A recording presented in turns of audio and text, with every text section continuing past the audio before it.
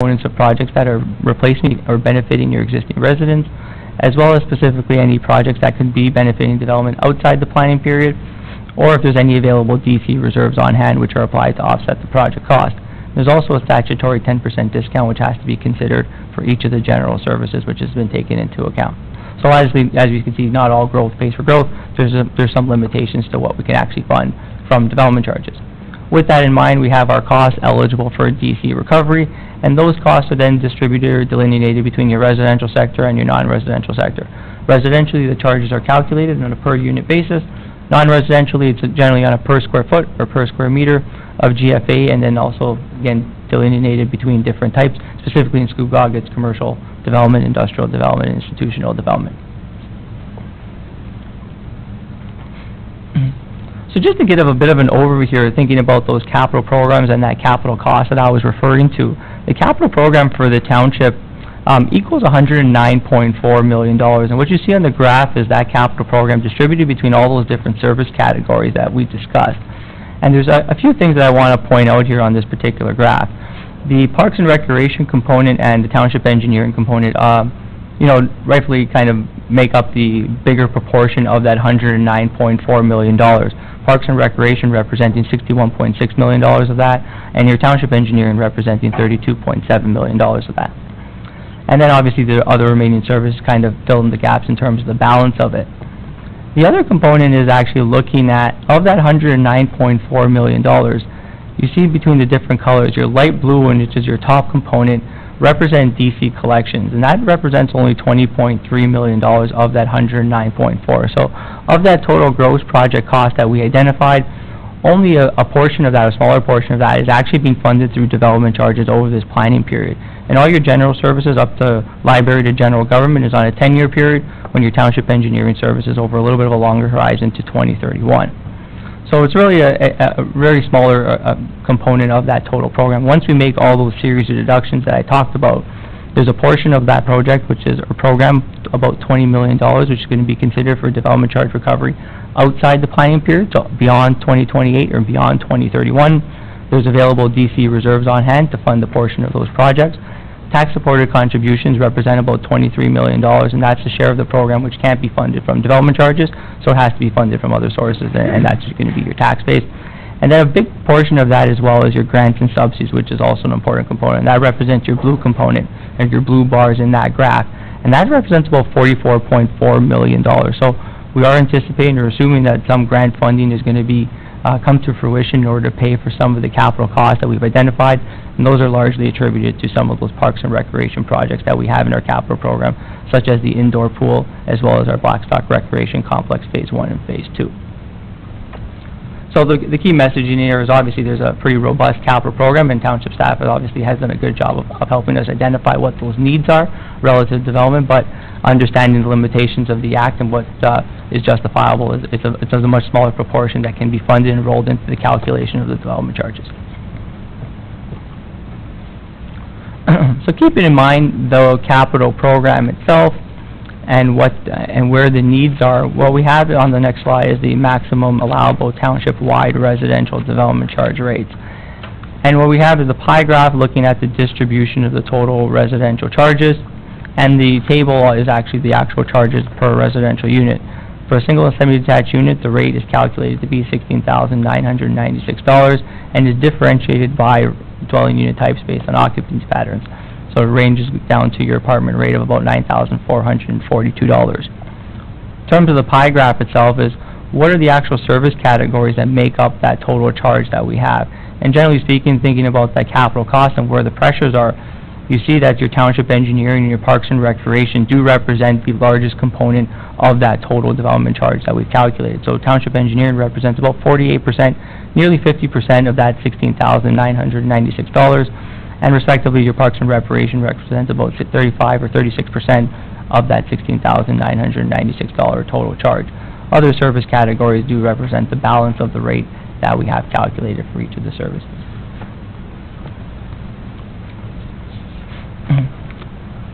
So thinking about what that rate in terms of the calculated charge, that the $16,996, what that means relative to the current charge that is in place, Currently, the development charge for single and semi-detached unit is $11,000. With that calculated charge, it represents an increase of just shy of $6,000, or about 55%. And looking at the difference in the charges, it really boils down, or kind of breaks it down to two specific components, being your Parks and Recreation component and your Township Engineering in terms of the fiscal pressures there that are really resulting in the increase of that rate. Parks and Recreation representing about $2,800 of the $59.96, and your Township Engineering charge representing almost $2,800 of that total rate increase as well. So I think it's important to look at what the current versus calculated total rate is, and excluding any education DCs here, but just looking at it in terms of the Region of Durham charges and the township-wide. Specifically, this development charge study is again looking only at the township, the Scugog portion. Specifically, the Region of Durham goes through a separate exercise in terms of their development charges bylaw and background study, which was recently completed in 2018. So the Region of Durham charge is about $31,000. And obviously, there's no specific changes or differences in that charge at this specific time, as this background study is only dealing with the township-wide portion. And those rates are presumably will be in effect for the foreseeable future until the bylaw expires. But the township-wide charge, again, when you look at it in terms of the current charge with the regions, the total charge is about $42,139. With the calculated rates that we have that we put forward here, it's about $48,135. So at the township level, representing, as I mentioned, a 55% increase, but on a cumulative level, when we look at it with the Region of Durham and the township-wide component, it's a 14% increase on the total payable charge that one would have at the time of building permit for a single and semi-detached unit. So just trying to recognize what that current charge and the calculated charge is relative to some of our surrounding jurisdictions. So obviously, we put the caveat with this is that these are the charges in place in every municipality, and obviously there's different servicing requirements with each individual community, but it is just it's a slide that council certainly likes to see, so we do have it up here. But generally speaking, looking at it in terms of the upper tier and lower tier charge, upper tier charges being the Region of Durham charges, and in the other cases the York Region charges, and your lower tier municipality rates is going to be the Township of Scugog's rate and all the other lower tier communities within them. And just representing what the calculated versus the current rates are relative to others. And right now, the Township of Scugog's rate is really at the bottom end of the spectrum in terms of your comparing municipalities for a residential, single-detached, semi-detached unit. With the calculated charges that we have in place, they would be still competitive with, obviously, your Durham Region communities and kind of move towards still the lower to middle end of the portion of the spectrum relative to other communities. Still very much less than the Region of York charges that are way up at the top, and also lower than some of the communities such as Oshawa, Ajax, and Whitby. We have included anywhere in here that the calculated charges which are being put forward in other municipalities. We are in the midst of a kind of a DC cycle, so many communities are in the midst, similar to Scugog, of updating their background studies and bylaws. So some of these are snapshots in terms of point in time, not necessarily the rates that are being endorsed by council at the time of passage, but what's being put forward, at least in their background study at this particular moment. So again, the calculated rates are kind of still at the medium to low end of the spectrum relative to other communities for a residential unit. So just looking at the non-residential sector, residential is obviously one component of the study. We do have the rates differentiated by different types of commercial, industrial, institutional development. Your commercial charge is on a per square meter basis.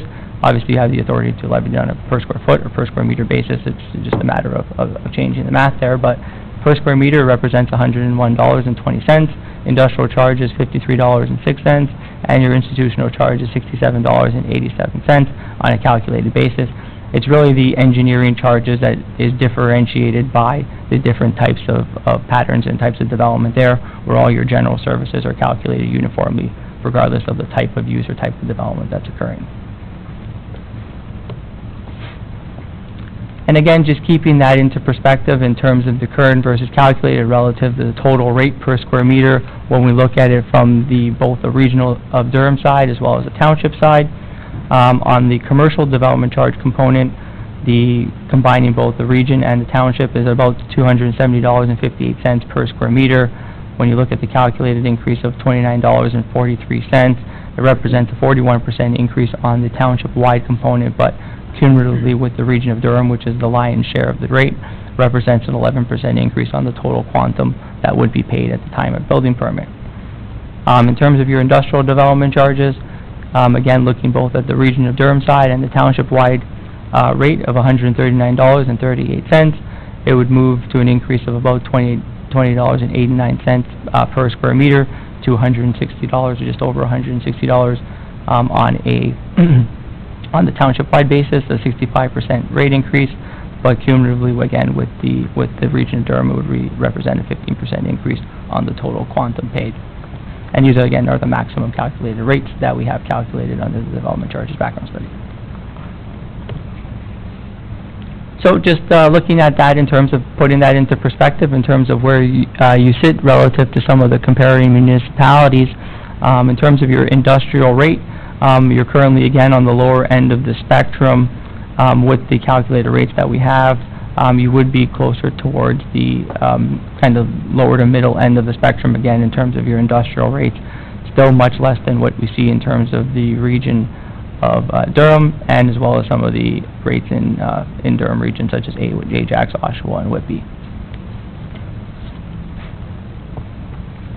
On the commercial rate comparison, again, looking into a consideration, again, of where we sit in terms of the current versus calculated. Currently speaking, the Township of Scugog's rates are kind of in the lower to mid-range point. With the calculated rates would move you up the scale a bit closer towards the higher end of the medium range, I guess you can say, but still, again, much less than the likes of anything in York region, and still very competitive with kind of all your region of Durham communities, and less than Oshawa and Whitby.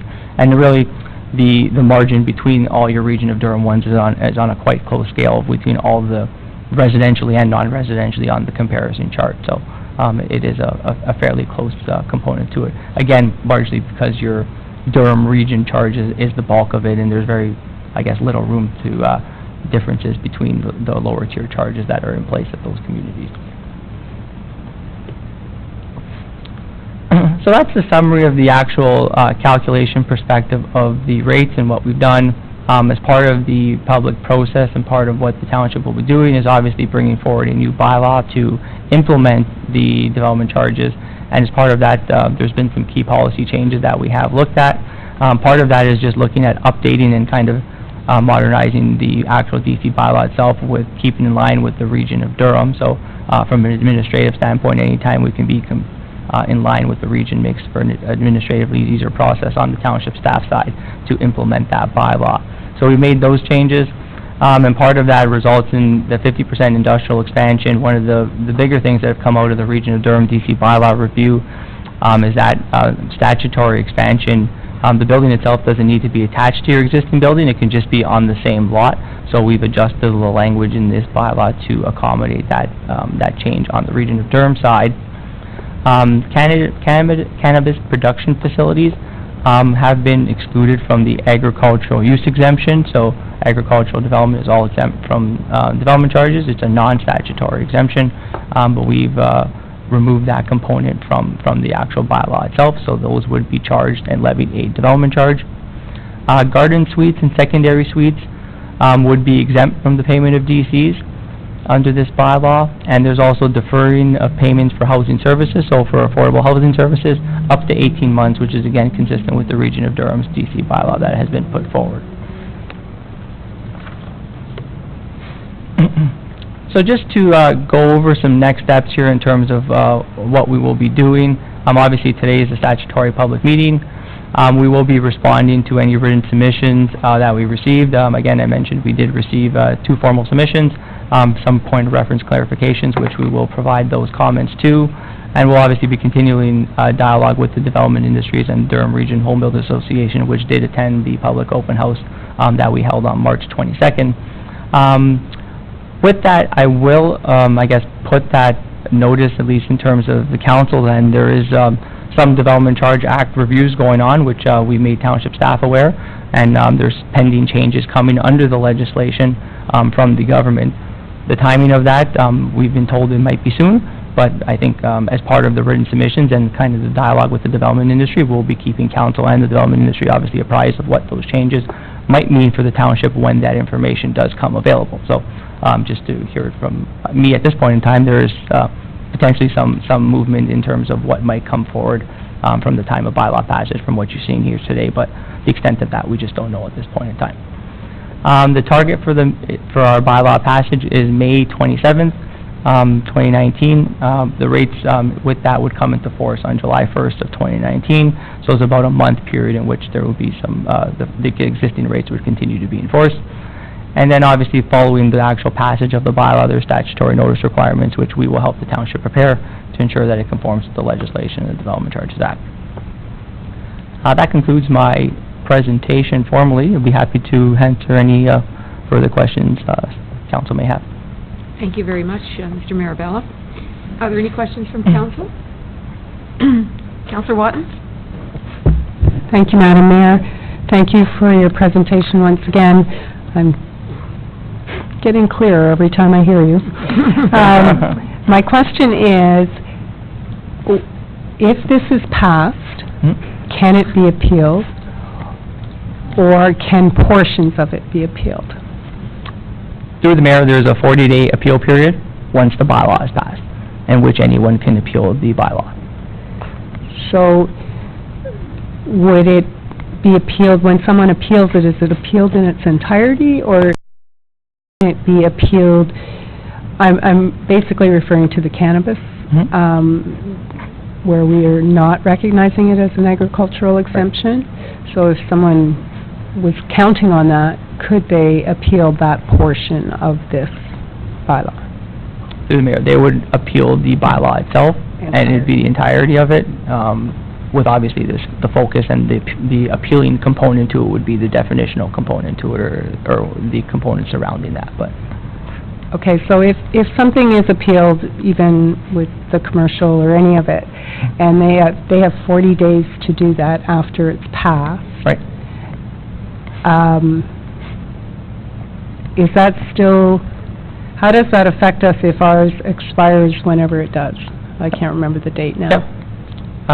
Through the mayor, once the bylaw is appealed, the rates that have been passed by council through the new bylaw would remain in force until otherwise directed, whether there's a concession or whatnot, yeah. Okay, thank you. Any other questions from council? Councilor McDougall. Thank you, through the mayor. Thank you for your presentation. What happens between June 24th and July 1st when the new bylaw comes into effect? From May 27th is our target passage? No, the old bylaw, I believe, dies on the 24th of June, and the new bylaw would come in effect on July 1st. So I'm just curious what happens in that period. The new rates would come into effect. So the bylaw would be passed, and we can have the transitional period of your current rates would be enforced. Okay, very good. Thank you. Any other questions from council? Okay. Are there any members of the public who wish to speak with regards to the Development Charges Background Study and Draft DC bylaw?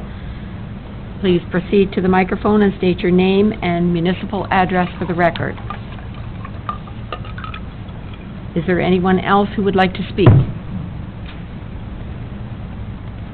Any further questions from council? Seeing none, thank you for attending, those members of the audience who are here on this subject. And you didn't have any input, but there has been some submissions, some written submissions which will be taken into account. So that this concludes this portion of the meeting.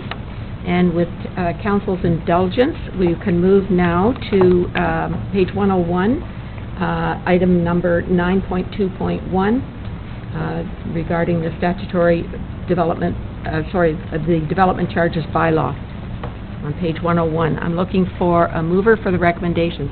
Councillor Watton, moving the recommendation that the report be received and that the final development charges background study and bylaw be presented prior to the expiration of bylaw 43.14 for council approval. Seconder? Councillor Ross. Questions or comments? Seeing none, all those in favor? And that's carried. Thank you very much. Thank you again for your presentation. Thank you. And all the work that you've done on this. We'll move now to the consent agenda. Are there any polls? I'm sorry, we have another delegation first. Dr. Eva Mueller, if you would like to come forward.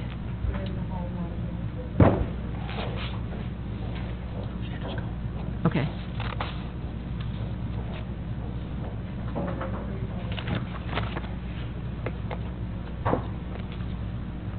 Just wait for a moment for, there she is.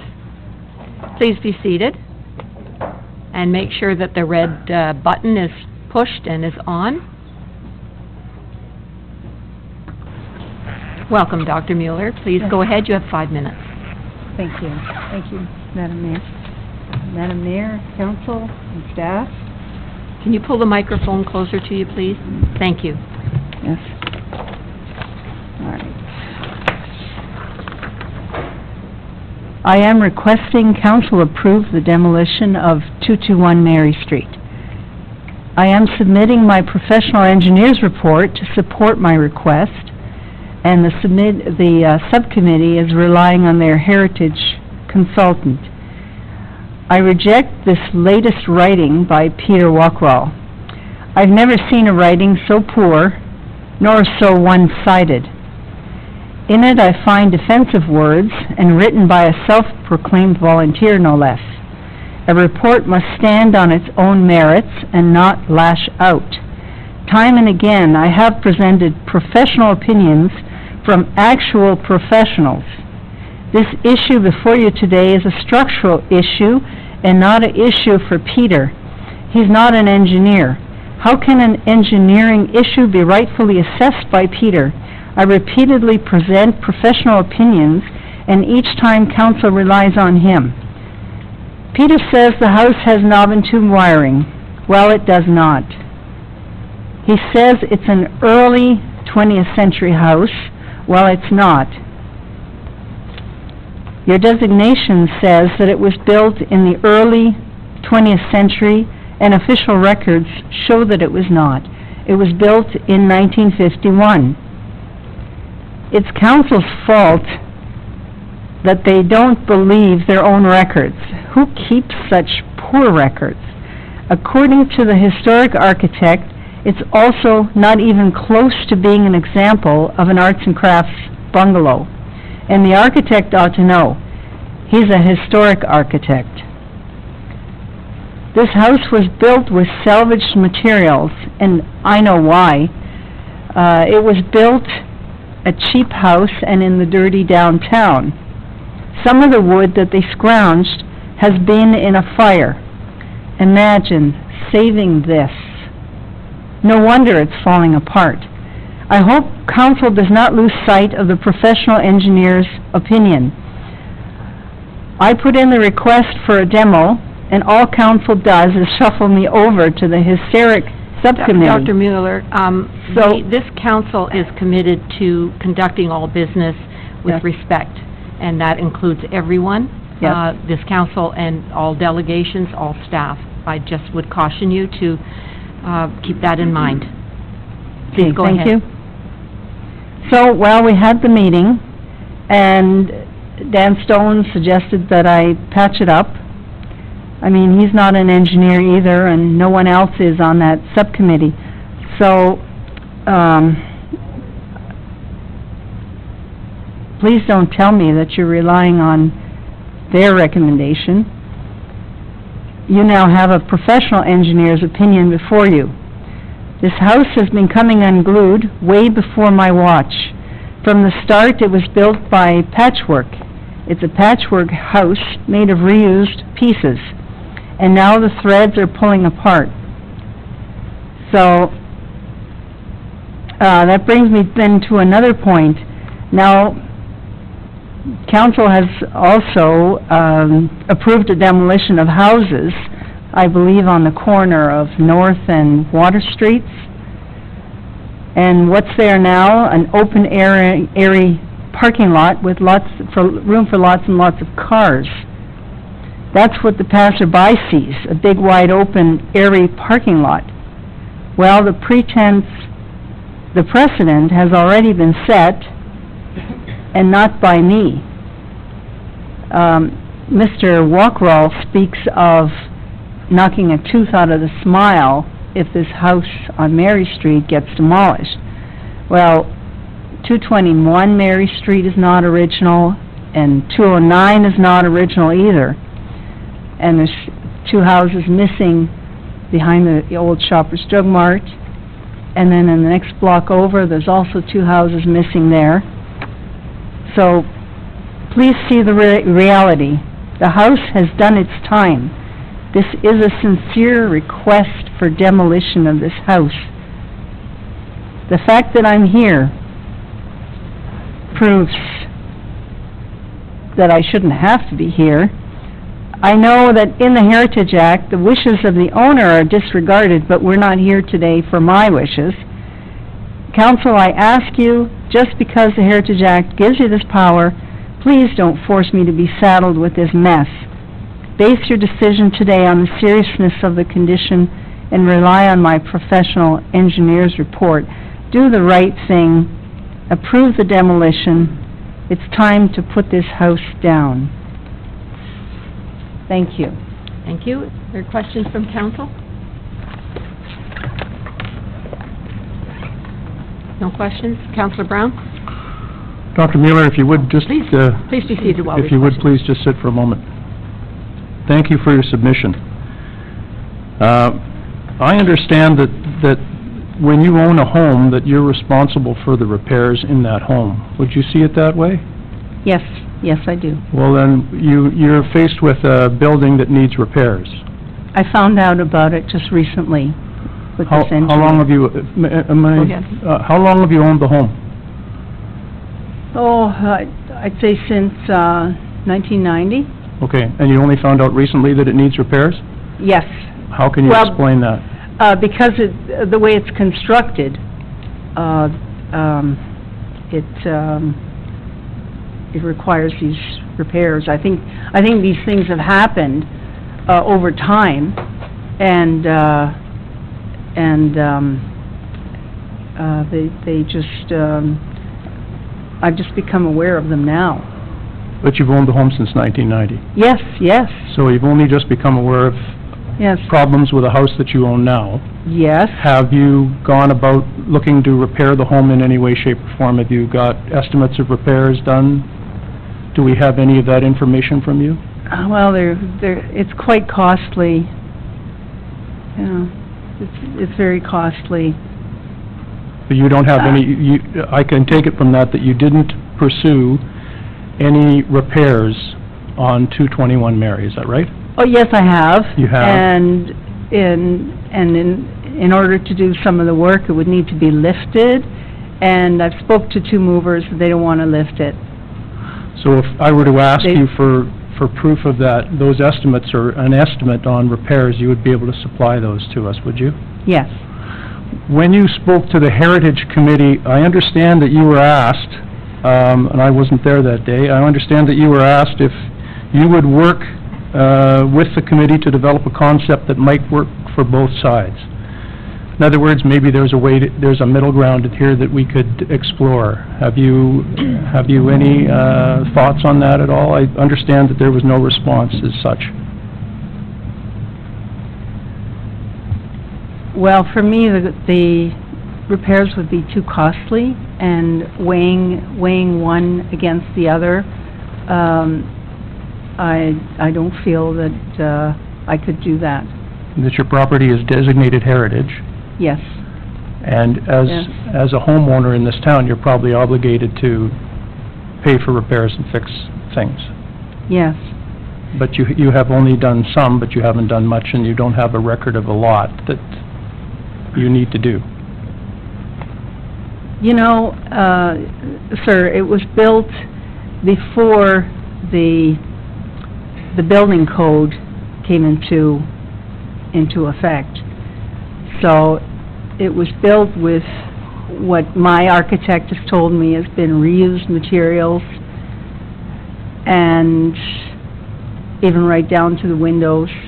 The windows are reused, they're from some other house or houses. And maybe the way it was built, over time, it's just not holding anymore. Can we talk about the building code? This house was, you say, was built in 1951? That's what the records have shown me, yes. And my understanding is that it doesn't have to be up to today's building code. All it had to do was be to the building code at the time, because building codes change. Would you agree with that? Yes. In other words, it didn't have to be up to the building code of today in 1951, because we're not there yet. So in 1951, the presumption is, among most heritage buildings, whether it's 1951 or earlier, that the buildings were at code at the time. Mm-hmm. But you're using it as an argument. You're saying it's not up to code. Well, most of the heritage buildings in this town, and I'm presuming this, I could check it later, aren't up to today's code because they were to code at the time that they were built in 1931 or 1951. Well, if you look at some of the photos, you can see that some of the wood has broken. Yes. So I'm aware that repairs need to be done. I hope not. I hope that it wasn't built that way. I hope those breaks were not there originally, but that must have happened over time. Well, you've had since 1990 to discern whether or not there have been problems in the building, and it's only now that you're suggesting that there are these difficulties. Is that right? Yes, that's right. You only found out recently? Mm-hmm. That's right. Okay. Further? No, not quite. You went to the Conservation Review Board at one time, right? Or you were going to appeal to the Conservation Review Board when it came to designated heritage buildings, and the fact that your building was designated heritage, you went to the Conservation, or you were going to go to the Conservation Review Board? I did start the process, yes, and I withdrew. Why did you withdraw? Because it's my understanding that to go all the way through and spend $100,000 on the trial, and then even receive a decision that might be in my favor, and present it then to council, that could be reversed by council. So I go back to you again, and I suggest to you, if you were asked in a meeting if you would work with the committee to develop a concept that would work for both sides, there's your opportunity to avoid thousands of dollars in costs. Why wouldn't you say yes? Or are you able to say yes? What are you suggesting then? Well, I think that's open to discussion. I just think there may be some middle ground in here that we should look at. Mm-hmm. That's my own personal opinion. Mm-hmm. I'm asking you if you feel the same way. So you would be willing to work with the Heritage Committee and perhaps the Housing Committee, and I understand that's another component of this, to see if we can't do something that's amenable to all sides. I've been to the Housing Committee and I haven't heard back yet. And I've been to the Historic Committee and now we're here. Right. So, you know, it depends what's involved in what we're speaking about. Are you speaking of development? Well, New development? my understanding is you want this house demolished. Yes. There might be another way around that we can work out something that is amenable to everybody that may or may not require the house be demolished. I can suggest things, but really I would rather the Heritage Committee, you work with the Heritage Committee and the Housing Committee and anybody else who deems it necessary to have you work with them in order to find a solution that makes everybody happy, so that you don't have to keep appearing here and you can go about your business, and so can we. Mm-hmm. Mm-hmm. So what I'm getting from you is you would be amenable to that, if I understand you correctly. Yes, I would be. Okay. Okay, thank you. Councilor Guido? Thank you, Madam Mayor. Just a few questions, Mrs. Mueller. On the Housing Committee minutes that we have before us, when you were there to review your application, you mentioned that the fire department advised that the property was unsafe. Can you provide some background as to that conversation with the fire department, and if it was actually a site inspection that was done that deemed it unsafe? No, it was my engineer that told me that. Okay, so And the I town... told that to the Hysteric Committee. Okay, this was in the Housing Committee, I believe, but, Or, so the Township of Scugog Fire Department has not been out there, and they have not deemed it unsafe? That's correct. Okay, thank you. And if I may just ask a question to Director Heritage, do we have a copy of the signed engineer's report from Mrs. Mueller's engineer? Through you, Madam Mayor, to the councillor, yes, we do. Okay, thank you. And Mrs. Mueller, the reason I'm asking that is, when it came before council a few months ago, your engineer omitted his signature or her signature on the report, which we would have typically expected an engineer to have signed their report. So I was just ensuring that we have Okay, that there. okay. That's- Matter of fact, speaking of signed reports, I don't have one from Peter Walkrow.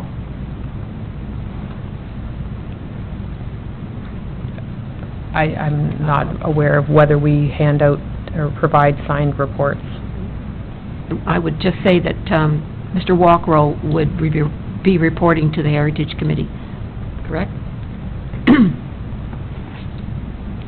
I believe he has a report in our agenda tonight. Mm-hmm. Thank you. And I myself live in a house built in 1873, and I can assure you, when we bought it, we were well aware of the necessary repairs in order to keep it a livable home.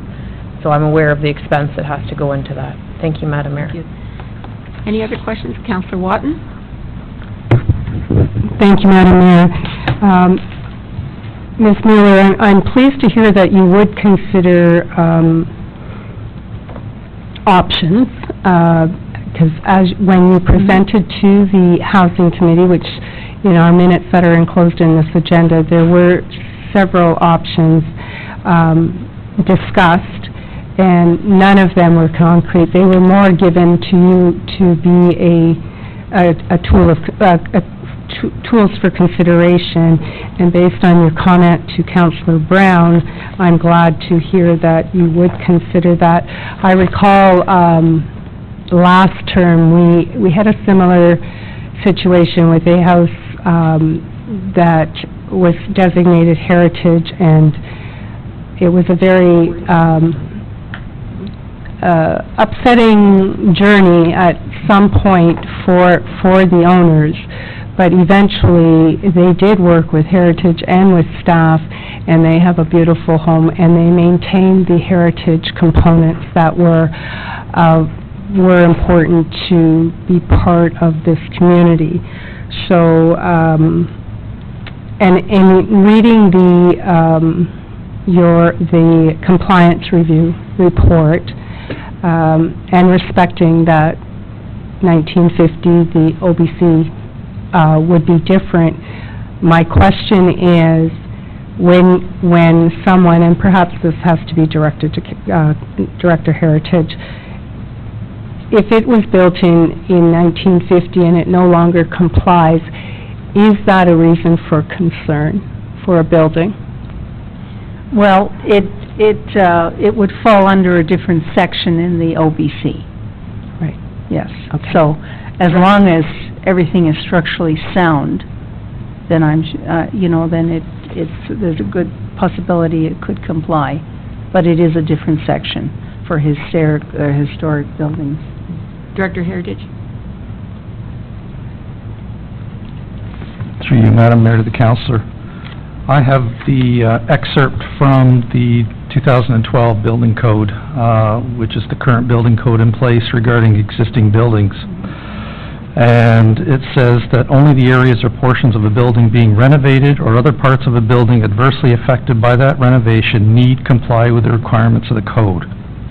All other areas or portions need not comply with the code and may remain unchanged. So that's the applicable provision in the current code. Thank you. Just one further question, Madam Mayor, and then I do have an amendment or an addition to the current recommendation. We'll bring the report forward. When we bring the report forward. If you were granted permission for demolition, what would be your plan for that property? At the moment, I don't have a plan. So if you don't have a plan, is there a great need to grant the permit? I believe so, with the information I've submitted. Okay, thank you. Are there any further, please be seated. Are there any further questions? Councillor McDougall? Thank you for your presentation. Through the mayor, is this a stone foundation in this house? Yes, it is. It's a combination of stone. Originally, it was a stone foundation for a much smaller structure. And then, this house was built on top of it, and they used the front corner of it and extended the structure over top of the building, and then broke the foundation in a section to bring stairs down into the basement, and then over to the east and to the north, they've extended a concrete foundation. So we're left with a small rubble foundation basement, essentially. Yes. Okay. And then the rest out here on the north and on the east side have not been excavated. So it's fair to say probably it's been built earlier than 1951, because I find it highly unlikely that a stone foundation would have been used in 1951. Well, that's what the records show, that it's 1951, and the foundation was earlier than that. So I guess to follow up on a question asked earlier, you're not sure exactly of what your intentions are, but it's not a question of just wanting to remove the existing structure to rebuild it as it looks using modern materials. Is that fair? Or I'm sorry, say that again? would you just like to reproduce the structure that's there using modern materials so that it's not leaky and it's mouse-proof, etc.? Well, at the moment, I don't have any plans for something new. So the current plan is just to demolish the structure, Yes. That's the plan? Yes. Okay, thank you. Anything further? Councillor Watton, you had a motion? I do, Madam Mayor, and just that the presentation by Dr. Eva Mueller regarding 221 Mary Street request for demolition be received, and also that the request for this demolition permit for Mary Street be deferred until the May 27, 2019 council meeting to allow further discussion to occur with the Heritage and Housing Advisory Committee, and that both the Housing and Heritage Advisory Committee be directed to have a joint meeting in May to discuss this, to see if there are any options available. Seconder, Councillor Brown. Questions or comments on the motion? Seeing none, all those in favor? And that's carried. Thank you very much. Thank you very much. Thank for your you, I'm very presentation. pleased. Thank you.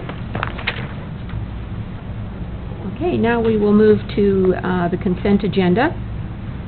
And I have, at this point, the 9.1.11 Heritage Advisory Committee minutes, 9.1.14, 9.1.15,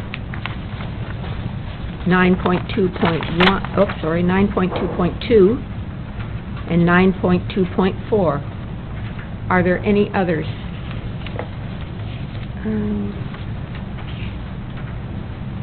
Councillor Watton? Regional report? The regional report, okay.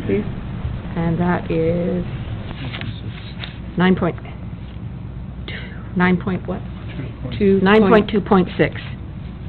And Madam Mayor, you did say 9.1.15? 15, yes, it's been Thank you. posted. Councillor Kieserbrink? .14 as well, Madam Mayor. .14 has been called. Any others? Seeing none, did I have a motion to accept the rest? Councillor Watton? Councillor Guido? Questions or comments? All those in favor? and that's carried. We'll now move to 9.1.11, which is the Heritage minutes, and that is on page 56. And, let me see who pulled that. I can't read who pulled that. Who pulled that one? Councillor Ross. Thank you, Madam Mayor. Through you, I no longer need to pull that based on the presentation that was just done and the motion that was just passed. Okay. Thank you.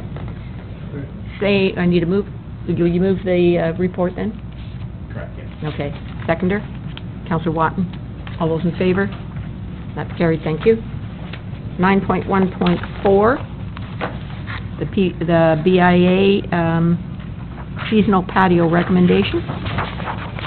And that is page 20, no, sorry, 9.1.14, sorry. 86? 86, thank you. And that was Councillor Kieserbrink.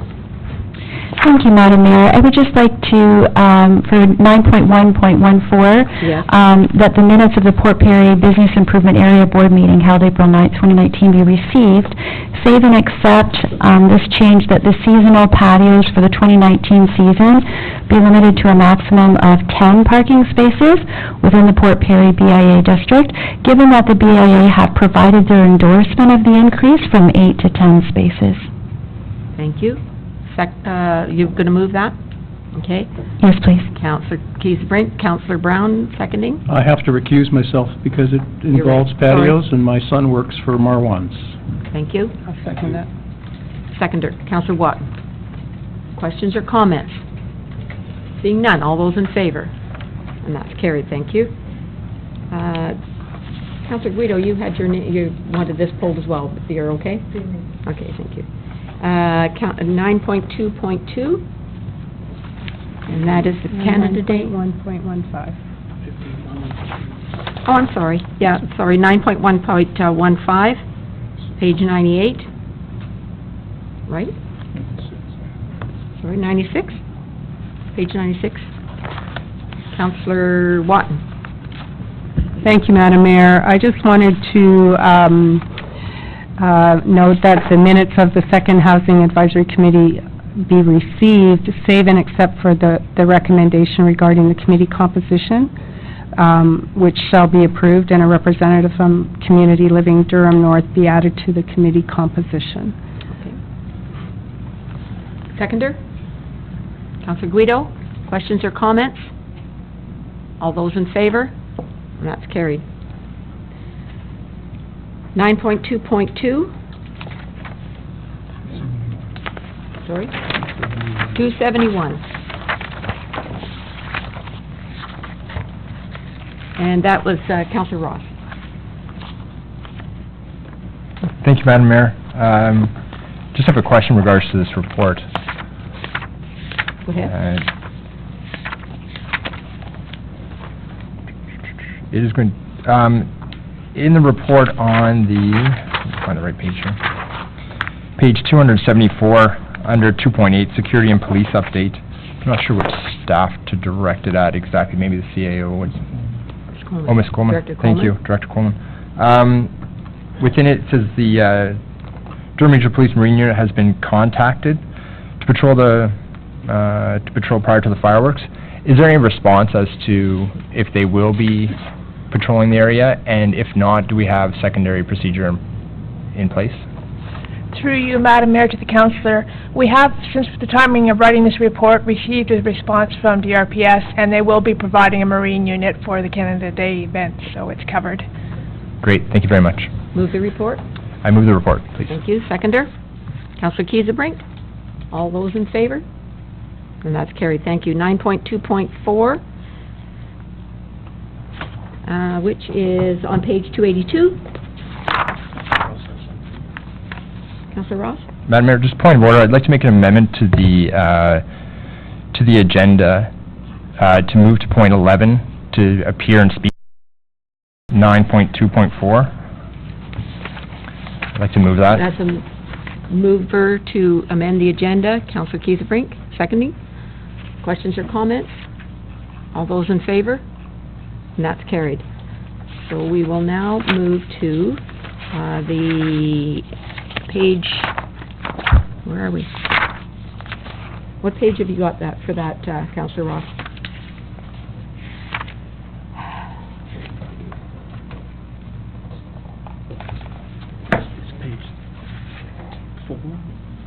Oh, it's right on the agenda. It's on the agenda itself, okay, sorry. Page 4 of the agenda itself, and it's a notice of motion. Councillor Ross. Would you like me to, if I may, I'd like to read the motion and then Please do. have comments afterwards. Whereas this is a motion in regards to the Ontario provincial government one-time payment of $725,000 to the Township of Scugog to support small and rural municipality efforts to become more efficient and reduce expenditure growth in the longer term, be applied in its entirety to roads and road-related expenditures. Whereas better road infrastructure is directly linked to efficiencies in service through safety, reliability, cost-effectiveness, environmental protection, and preservation of investments. Whereas the Township of Scugog has $116.6 million in road, bridge, and culvert work that is identified as now needs according to the 2013 Scugog Assessment Management Plan. Whereas the Township of Scugog has invested $2.74 million in capital roads projects and $5.78 million public works operating budget in 2019. Whereas residents have demonstrated their desire for the Township of Scugog to repair and maintain the roads by applying a 1% roads levy, evidenced by the support of 72% of residents in the Speak Up Scugog survey. Whereas roads and road maintenance were identified by the residents of Scugog as the top priority. And whereas pothole formation has increased this year due to damaging spring and winter conditions, including excessive freeze-thaw cycles and above-average spring runoff, from our own Director of Public Works, Director Coleman. This statement is further substantiated by Environment Canada, whereas climate change will continue to play its role in deteriorating roads and infrastructure in the coming years with a continued increase in extreme daily precipitation and erratic freeze-thaw cycles. Now therefore be it resolved that the Township of Scugog apply in its entirety the Ontario provincial government one-time payment of $725,000 to support small and rural municipality efforts to become more efficient and reduce expenditure growth in the longer term to roads and road-related expenditures. If I may comment Yes. in regards to this, thank you, Madam Mayor. First of all, I need a seconder. Oh, that would help. Councillor Watton. Thank you. I bring this forth to council for discussion and for thought. We have later on within the agenda a council report that speaks to this directly. The spirit behind this motion is not micromanaging staff and their recommendations. I don't claim to know what we exactly need, but I believe that we need to set a higher level direction as to this funds at this point, and that's why we're having this conversation. Residents and council have identified the roads as a priority. It's been seen throughout the surveys, throughout our communications, and I believe at this point we need to stay the course to fix the problem that we have at hand. It is an exceptional year, as we've seen, and we've had comments from that. And our roads are our responsibility, and we cannot allow them to remain in this state of disrepair moving forward. I'm a true believer that a community is more than its roads, and that we can't put everything into the roads. But I think that by using that argument in this circumstance is letting what we've done down and selling us short. We've got a budget here, and in the budget we have waterfront projects, playgrounds, dog parks, ball diamonds, skating rinks, museum projects, library funding, fire trucks. We're not just doing roads. And this is our responsibility, absolutely, to ensure that these are included. But right now, given that the roads are the condition they are, and it's everybody from Craig Road, to Byers Road on the other side of the township, there is an issue and a crisis on some roads, as becoming more evident every day. The money earmarked for efficiencies, and I have every confidence that the staff can find roads and equipment projects that can be deemed as efficient.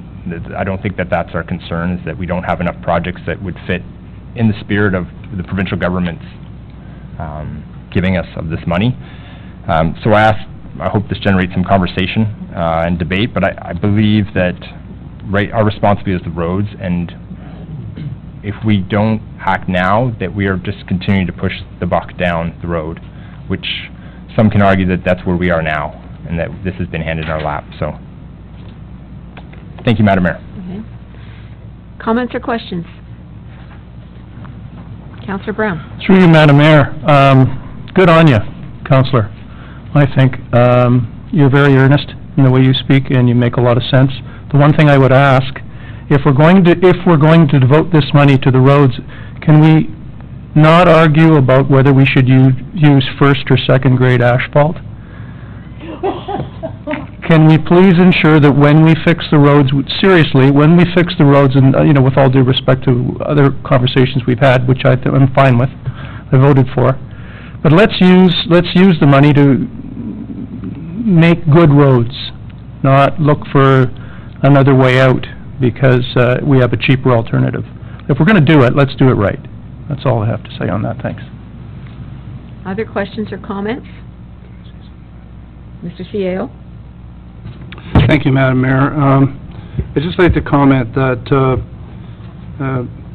Councillor Ross's motion, I believe that the staff report addresses his motion, and I think the only difference is Councillor Ross is saying the entirety of the $725,000, but if we have an opportunity to review and discuss the staff report, I think that council will see that the high percentage, something like 80 to 90% of what's being proposed is for roads. So if this is being redirected back to staff, this is the staff's position. So I'm not sure by directing this back to staff whether there's going to be a change in terms of the recommendation back to council. The other thing I just want to make note of is that these funds, which were provided to the municipality, do have some criteria around them. And the criteria, and this is really a letter that was sent from the Minister of Municipal Affairs and Housing, Steve Clark, to you, Mayor Drew, and it speaks about this being provided for a modernization agenda for the municipality. It says that, you know, there's limited resources, that this is to be provided to help modernize service delivery and reduce future costs through investments in service deliveries. And it gives some examples of what this money should be used for. It doesn't say for road maintenance or road repair. I don't believe that to be the intent of what this money is to be directed to. But in our report, we have looked at what we feel could satisfy the ministry in this regard, still be looked at as a modernization efficiency, but be related to roads.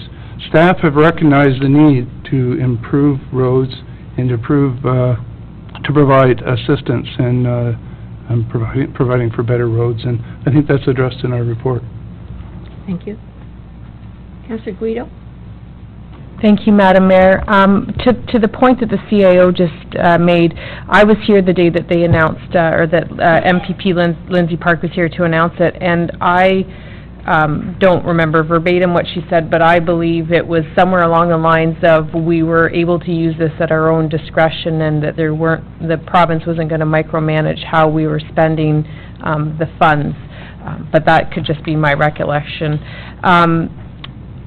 I would like to ask, as I have in the past, where I would find this in the strategic plan, or, pardon me, not the strategic plan, our 5-year budget forecast, the items specifically that staff have identified as their wish list.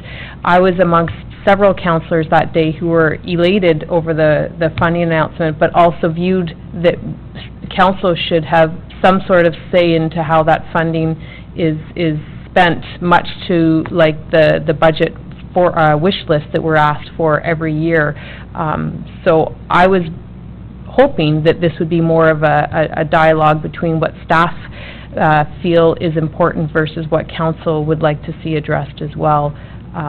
but I appreciate that the items that staff have put forward were identified in the report as items that may not have been on the budget forecast because they were such high-ticketed items or undesirable for a budget purpose. But I just find it difficult to correlate the two when they were never highlighted in any of our forecasting discussions.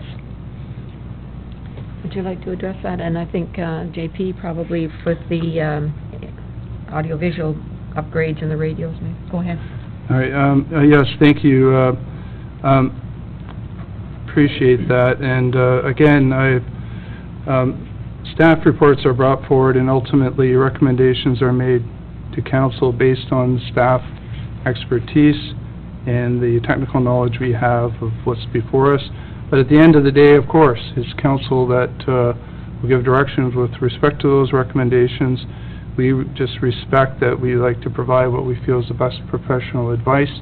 And then from there, of course, that's the role of council to direct how we should proceed in that regard. With respect to, I think these items all fit within the strategic plan and the 6 directives that are within the strategic plan, especially in the municipal services area. But, you know, it's a valid question about the budget, and I think you mentioned, of course, one of the reasons is some of the costs of these were outside of getting into the budget. That's one reason. There are many, many, many, many things that are not in the long-range capital forecast, and the reason they're not in the long-range capital forecast is they just didn't make the budget cut. We provide a funded budget forecast, 4-year long-range forecast, so we don't just put them in, we put them in if they're funded, and wouldn't have had the capacity to put some of these in the budget.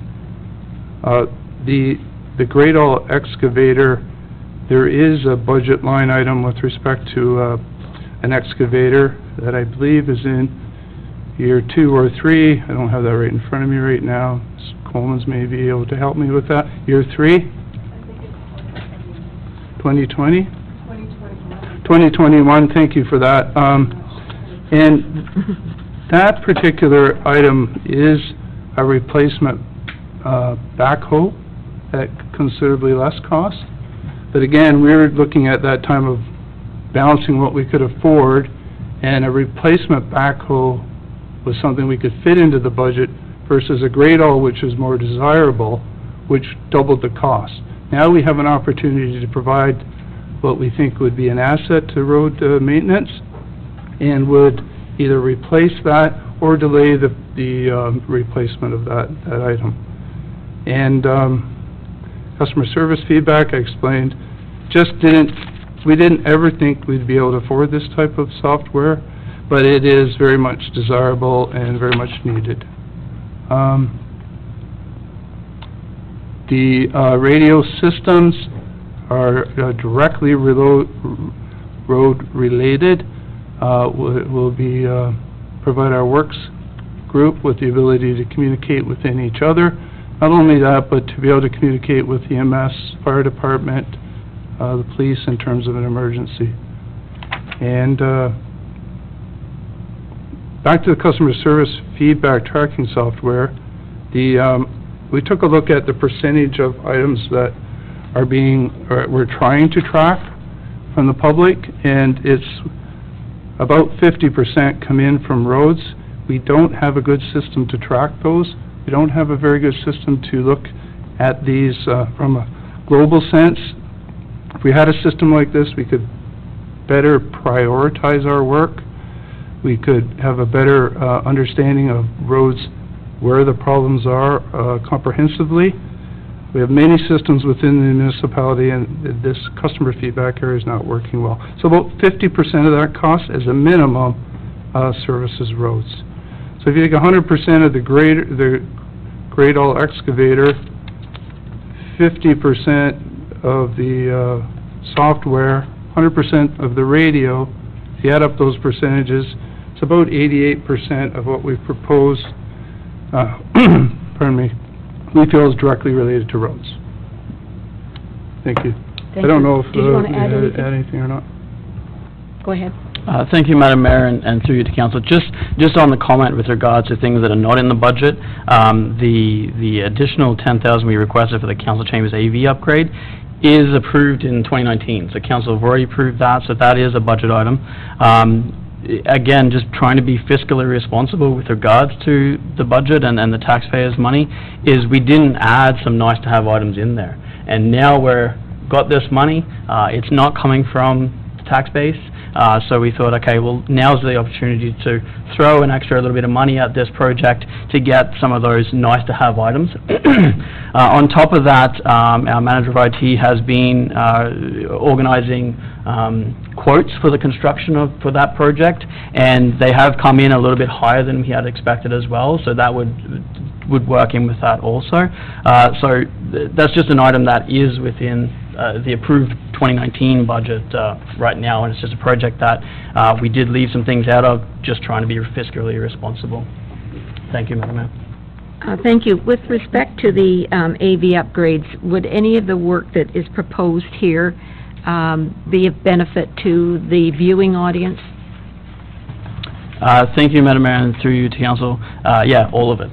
The project is to have better recording devices, have faster uploads of our council meetings, to include a mixer to have better sound over the sound quality as well, to add additional screens so that the folks in the audience can see better in terms of our presentations when they're up. So it's all to do with trying to make it more accessible. And this is step one in a process of where myself and the manager OT are talking about getting into, streaming services, making things live. So this is sort of the start of that process. So yes, it's all for the viewing audience. Thank you. And the only other comment that I would make is, I don't remember exactly what our MPP said either, but I would assume it was a more generic. But we have a letter here from the minister, and it's pretty explicit. We do have some control over how we spend it, but it does have to be spent on efficiencies and modernization. So that's the one in writing. That's one we have to pay attention to. Councillor McDougall. Thank you, Madam Mayor. Thank you for the opportunity to speak. Definitely in Ward 1, I have some road issues. I have school buses that will not go down roads. Last night we had an ambulance stuck en route, such that a second ambulance had to be sent while the homeowner's husband took the 2 paramedics into the house. I think wholeheartedly that road works and road repairs would aid to the efficiencies of getting ambulances and school buses down these roads. I also believe it would aid to the accessibility of getting down these roads. Having said that, I do believe that staff knows best in terms of what possibly we need in terms of ditching equipment or other things we need to get down those roads. But in terms of concerns about upload speeds, I'm not so concerned about the speed that we can upload our videos, but I am very concerned about the accessibility of our ambulances and fire services and everybody else to be able to get down these roads efficiently and effectively. That's all. Thank you. Councillor Kiesbring. Thank you, Madam Mayor. Just a comment, and this would maybe be a question to our CAO, and we absolutely respect and recognize that there's been some diligent review and some, strong consideration given to bring forward the recommendations, and we do respect them. I absolutely respect what Councillor Ross, the motion that Councillor Ross has made as well, and we know that it's a horrible decision. Who would have thought that this gift would create its own challenge? But the bottom line is, would it be possible in the formation of, if we were to say, take a significant portion of this money and address some of the specific roads projects that we could complete that are already that have already been a part of our previous roads need assessment. I know that we have a new one coming forward, but there were already some projects that are on that list that have been pushed out because they didn't make the budget this year. So if we were, through Councillor Coleman's direction, if we were able to take a certain chunk of this funds and specifically use it to tackle one or two projects, let's say, depending on the cost, could we not position our response to the minister? Could we not forward a photo, such as what Councillor McDougall showed everyone, with the school bus, like almost toppling over because the road is so bad, trying to get through. We just are presented with really unique challenges in our rural community, and maybe this can help bring some of our challenges in our rural Greenbelt community to bring that forward to the minister, to help them to understand the reason why we have some of the asks that we have, because we have this terrible position to decide about how do we take this little bit of money and try to spread it around when we have so much roads needs. So my question, I guess I'm getting lengthy, I'll just summarize. My question is, could we not take some of this money, tackle a couple of our projects, because this is critical to our public that we care for, and that's why we're all here.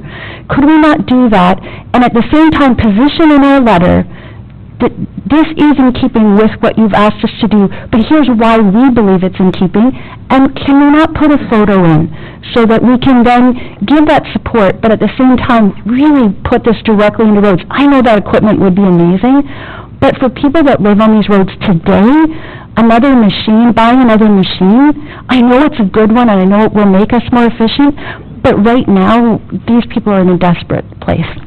Thank you. Okay, I would ask Director Coleman, is that on? I would ask Director Coleman to talk about the Gradall piece of equipment and how that can make our roads last an awful lot longer. And I would also ask Director Coleman, in answering Councillor Kiesa-Brink's questions, our ability to facilitate any other work this year. Do we have the resources, the human resources in place in order to tackle any extra other than what we've already got that we're spending $8.5 million on? Thank you, Mayor Drew. And to the councillor, we looked at putting some of the money towards a road. The problem is $725,000 would only do a small section of road. I agree our roads at the moment are in a critical state, that something needs to be done, but as it's been mentioned several times, we have over $116 million worth of road repair, and doing one small section of road with this money wouldn't be much gain.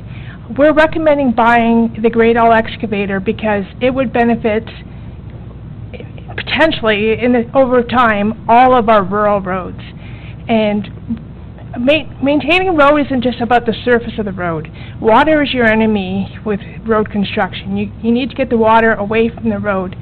So you need to have a crown on the road, you need to have proper ditching so that the base can dry out and the surface water has somewhere to go.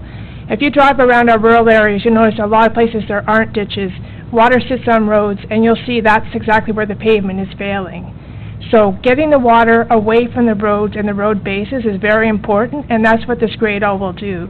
So it will extend the life of our roads. It'll improve the quality of our roads over time as we use it, and it's much more efficient than the traditional knuckle-style excavators that we have right now. In the report, it does state why it's more efficient. It does a cleaner ditch.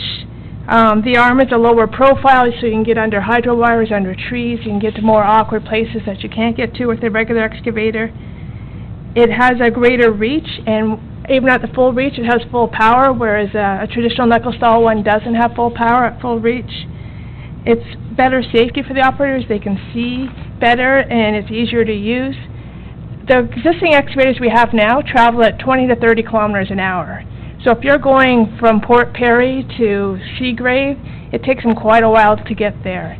The new ones can go up to 95, the Gradall can go up to 95 kilometers an hour, so we can get there in the same time as our trucks can get there. It doesn't necessarily have to block the whole road like an excavator does now, so it's less impact to traffic. And it has a lot of attachments too, so we can get a mower attachment and we can do brushing too, which will help get things out so things will dry, get the water away from the road. So overall, we think that the Gradall will be a much better benefit than doing just one small piece of road with this money. And with respect to projects, we have currently over 50 projects that staff are working on, from new capital ones from this year and carryover from last year. And our staff just doesn't have the capacity right now to take on another project. We're quite overwhelmed as it is right now. Okay. Councillor Watton?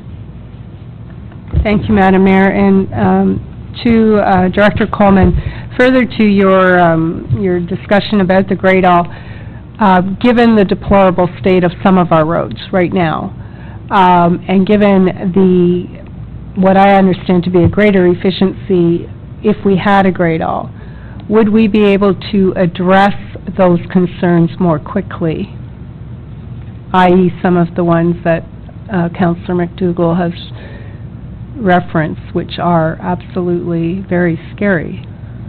Would we, if we had that machine, would we have been able to prevent some of that situation just through, i.e. the ditching that this Great All would be able to do? Through you, Madam Mayor, to the Councillor, I believe so. I mean, we couldn't go out, if we had it today, we couldn't fix all those roads next week. But over time, if we get caught up in our ditching, we're quite behind in ditching, and get those those roads would be in better condition if they had proper ditching right now. Yeah, we I believe at the agricultural roundtable, we also heard huge concerns about the ditching or lack of.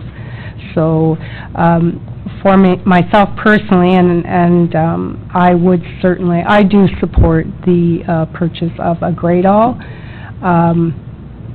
The jury's still out on the other items. Thank you.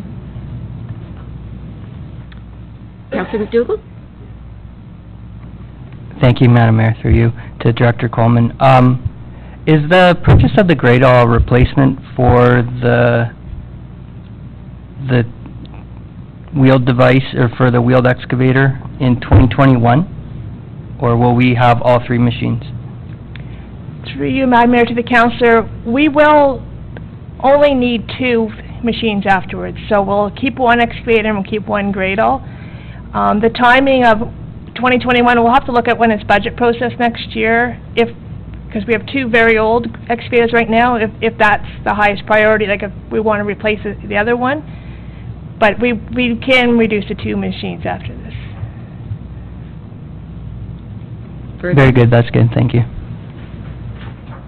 Anybody else? Councillor Ross, you want to wind up? Are there other speakers first? Okay, do you want to close? Thank you, Madam Mayor. Just wanted to speak to just a couple things that have come up. After hearing MPP Park's comments here, and her saying that it's for efficiencies, but it's an open-ended, and that they've given, as opposed to the province, which it often does, says this is how you're going to spend it, they had the foresight to give it to the township because the township knows best at these smaller levels. In further discussion with MPP, said, yes, it is open-ended, it is at your discretion to use. They are for the modernized service delivery, and I think that if there's 2 conversations going on right now as far as the merits of what's in the 9.2.4 is the staff report, Great All, AV equipment, etc., and then there's the overarching idea of where the funds are going to go. And I believe that modernizing service delivery, we have school buses and snow plows and ambulance, that you have a good road, those all work better on better roads, and that, I believe, falls under that modernizing the service. That is the service that we as a township provide. We run the risk, I think, that we have so many priorities that we don't have any. I know my constituents, roads are the priority, period. They are aware that we have to spend money other spots and that we have to keep a modern township going, but that's secondary to roads. So when funds are available, that we don't have many. We're all very aware, having gone through the budget process, that we don't have a lot of funds. And so when we have it available, it should go to the priority, which is a singular thing. In dealing with the motion in front of us is the direction of the funds and not the, then perhaps we could deal with the actual items themselves. These funds, even though they're coming from they're coming from a different form of government, they're still tax money that we've all paid provincially. So I think we need to keep that in back of our heads as well, going forward. So, the response to Minister Clark, I think in making our decision when we look at 9.2.4, and whether it's the items that our staff have recommended, we don't need to worry about our report to the minister, as long as we can hold our heads high and say, this is what was our township needed at the time was roads. It was a grade-all, or it was radios. I think at the end of the day, the province is smart enough not to micromanage us and say, yeah, okay, that's what you needed, fair enough. So those are my comments. Thank you. Thank you. I'd just like to point out that going back to the report on page 282 and so on,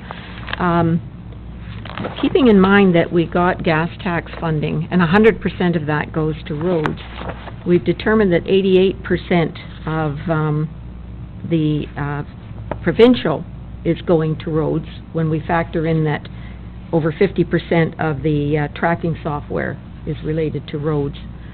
The total dollars from the two grants, we're looking at probably 95% is actually going to roads and works projects.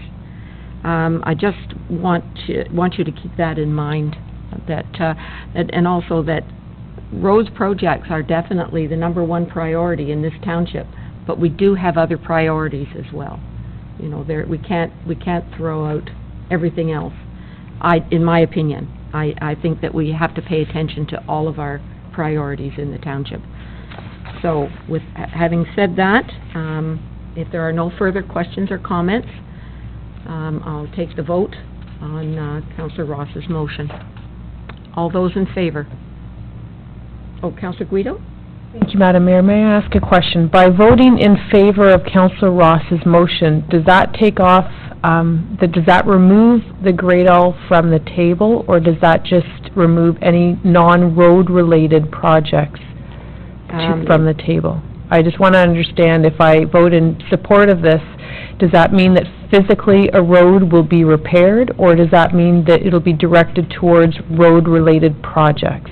Councillor Ross, your intention? Yeah, thank you very much. The spirit of the motion and the wording itself states roads and road-related expenditures, which in writing of this motion, I assume to be under staff's direction, whatever is needed to assist in the road problem that we have, which is, I think, obvious and visible to all of us. So that would be a grade-all, that would be perhaps road repairs themselves, you know, expenditures, I think. What about the tracking software that is basically 50% of that is for roads service requests? I believe that we need to look at that and have a look at the entire report separately to this, and that we can discuss the merits of tracking software and radios, and if they are part of the motion. If we pass this motion, can we not just look at 9.2.4 in its essence and decide what is road-related and not? Or is it better to... Deal with this report first. Go to the report? Yeah. Thank you, Madam Mayor. My suggestion would deal with the report first, if that's what you're thinking. I would say passing of your resolution makes this report invalid.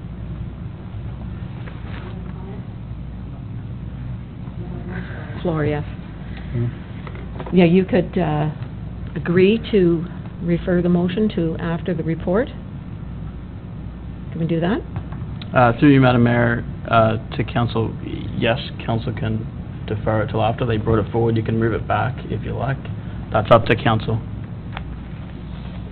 The report in front of us... Your motion or the report? No, the report itself, 9.2.4. The items that are stated in there, I believe it's incumbent on the council to decide. That was in front of us originally to discuss the merits of it and whether we want to go ahead with those projects as it's listed out. So to pass my motion now in favor or not, then that sets the precedent for the report coming up, where we can discuss the issues at hand. Well, it does preclude us discussing AV upgrades for council chambers, and I don't know whether it precludes the radio system, I don't know what your intention is. So if Public Works radios is important to you, I think we need to have some discussion about that. So what is your intention?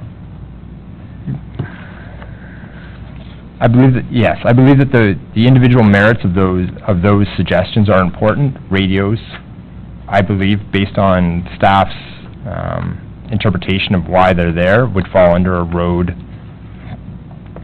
road-related expenditure for the works, as they're stated in the report, that they're intended for the Works Department, without splitting hairs. I believe that is to be correct. So if we can amend the Act at 9.2.4, that's fine, but I prefer to proceed with the current motion in front of us and then to look at 9.2.4 on its separate stance. Mr. Clerk, how should we proceed in order to... Through, Madam Mayor, to the council, the decision to how to use this funding is up to council. So if council passes the motion on the floor right now or not, then the next report has some projects in there for council's consideration, and whether this motion is passed or not, council can decide to pass those projects or not, or some other projects. It's up to council at this point. How do you wish to proceed, Councillor Ross? I wish to proceed with the vote on the motion in front of us at this time. Okay. All those in favor? Opposed? That motion is carried. So we will move now to page 282, 9.2.4. Is that it? 9.2.4, yes. Page 282. So, Councillor Ross, considering your motion you just made, did you want to make some recommendations, or do we want some discussions? I'd suggested earlier that you might want to move 1, 2, 3, and 3.1 and discuss the rest. Is that how you would wish to proceed? Thank you, Madam Mayor. I believe that council should have a discussion about as we have started to, have a discussion about the merits of 3.1, 3.2 through 3.4. Okay. I'm happy to lead that off if you wish. So you want to just recommend 1, 2, and 3 at this point, and then we'll discuss further? Would anybody like to make a motion to do 1, 2, and 3? Yes, Madam Mayor, I'll make that motion. Thank you. Councillor Cuthbert. Seconder? Councillor Brown. All those in favor? What's the motion in front of us? 1, 2, and 3? Yeah. 3 is how to use the funding, but no projects? Yeah, 3.1. Separate. Yeah, separate. Take off 3 then, because 3 is... Do we have to have a motion to separate first? No, you can make the motion 1 Okay. and 2, which is just the gas tax. Okay. And then 3 can be All done right. separately. 1 and 2. 1 and 2. And then 3 we will break up. Thank you, Madam Mayor. I will make that motion. Okay, and that was seconded by I'm happy to second that. Councillor Ross. All those in favor, 1 and 2. Okay, it's for the benefit of those watching, that report be received, and that one-time top-up gas tax funding in the amount of $686,993.25 be added to the 2020 capital budget to be used for road resurfacing and reconstruction projects. That's 100% of the money. All those in favor? And that's carried. That was just 1 and 2. Okay, so recommendation 3, and so on. Recommendation 3 is that one-time funding of $725,000 from the Ministry of Municipal Affairs and Housing for modernizing service delivery be used for the following projects. We have 3 and 3.1. Councillor Watton. Well, just for everyone's information, I did look up about the excavator, and it is scheduled for 2021. So I would be comfortable to move that the Great All excavator be part of what the funds are used for. Okay. Councillor Cuthbert seconding. Questions or comments on that part? Councillor McDougall. Just a question to that is can we have in the motion that is the replacement of the wheeled excavator Detailed in Pub 069, so that we are not... For 2021? For 2021, so that we don't end up with 3 machines? We can't approve the budget until then anyway, so you can pick that up at that time, Okay. okay? So- Seconder for that, did I get a seconder? Councillor Kiesebrink. Any questions or comments on new Gradle excavator? No? All those in favor? That's carried, thank you. 3.2, new municipal customer service feedback tracking software at an estimated cost of $150,000. Motion on that, so we can discuss it? I'd like to make a motion to discuss, and I'd also like to make a motion that we go ahead, that we proceed with that. And when you're ready, I'd like to comment to that. Okay, so you're actually moving the new municipal customer service feedback tracking be put on the table. Seconder, just so we can discuss it. We just need a second. Doesn't mean you have to vote for it. Councillor Wattens. Okay, discussion, questions, comments. Councillor Kiesebrink. Thank you, through you, Madam Mayor. I think that this is probably one of the single largest, it is, or I shouldn't say the single largest, but it is a significant issue for the public where when they have issues, where they have concerns about roads and things, there isn't a streamlined way, except for emails and phone calls, for them to talk about the concerns that they have. So I do think that this would be of help to the public to have a way to better track all of the feedback and then for that to be visible to the public somehow. Questions, comments? Councillor Guido? Thank you, Madam Mayor. Is there not a function on our website or that's reported for our potholes or any road concerns? Is there not something on our website? We do, but it's not very functional. I'll call on Director Coleman. Oh, Adam, would you like to comment on that? He's under research. He's our IT guy. Please go ahead, Adam. Through you, Madam Mayor. Yes, so we do have a report it function on the website. It does not function very well. It's just a basic form that emails a general mailbox. There's no tracking involved. There's no way to follow up on that. It's just an email, and sometimes emails get missed, and there's no way to tell that we missed that email. This software platform would have tracking, statistics, basically everything you'd ever want, and the possibility to, for example, someone complains about a road, you can take that original ticket, forward it to Works, and now it's a work order for them. And then that goes all the way back to the person who originally complained about that issue, and now they know it's fixed. So if I may, what is the SRM system that we use now? I've always used Lisa as the manual enterer, but it is tracked. I was under the impression that it was tracked. So is the SRM something different than what the reported is? Through you, Madam Mayor, it is tracked in a way, but someone has to manually put it into the SRM. I'm not intimately familiar with SRM, just because to be honest, I try to avoid it. It's a very, very old piece of software. I think it's one of the oldest pieces of service software that we are still actively using. It has numerous issues. From what I understand, what I've heard feedback from a lot of the Works department is they actively avoid using it because of how difficult it is to use. Okay, then may I ask, the report it function, what email address does that get sent to today? Through you, Madam Mayor, I would have to double check on that one. I don't know off the top of my head because each section gets sent to a different email address. So if it's a work issue, it goes to one email address. If it's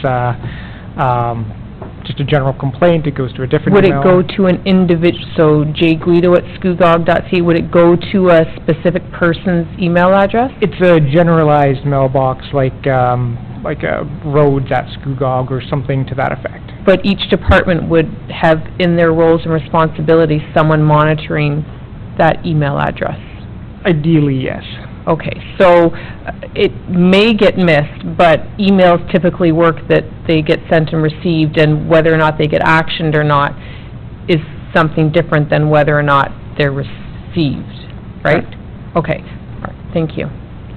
Thank you. Any further questions on the tracking? Councillor McDougall? Thank you, Madam Mayor, and thank you, Adam. Will this be a mobilely accessible platform? Will you be able to access this off your mobile devices?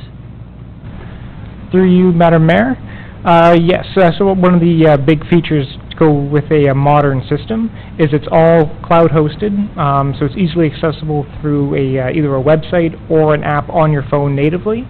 The particular software that we've been looking at actually expands out to like our building inspectors and bylaw, so they can actually fill out the forms when they're in the field and say, yep, I'm here, it's fixed, check mark, and then it's a live update while they're there, while it's happening. Go ahead. Further through you, Madam Mayor. So if we had a spot in a road where we had several complaints one year, they were fixed, we come back the following year, there's several complaints in the same area, can we use this, will this help us to statistically identify problem areas?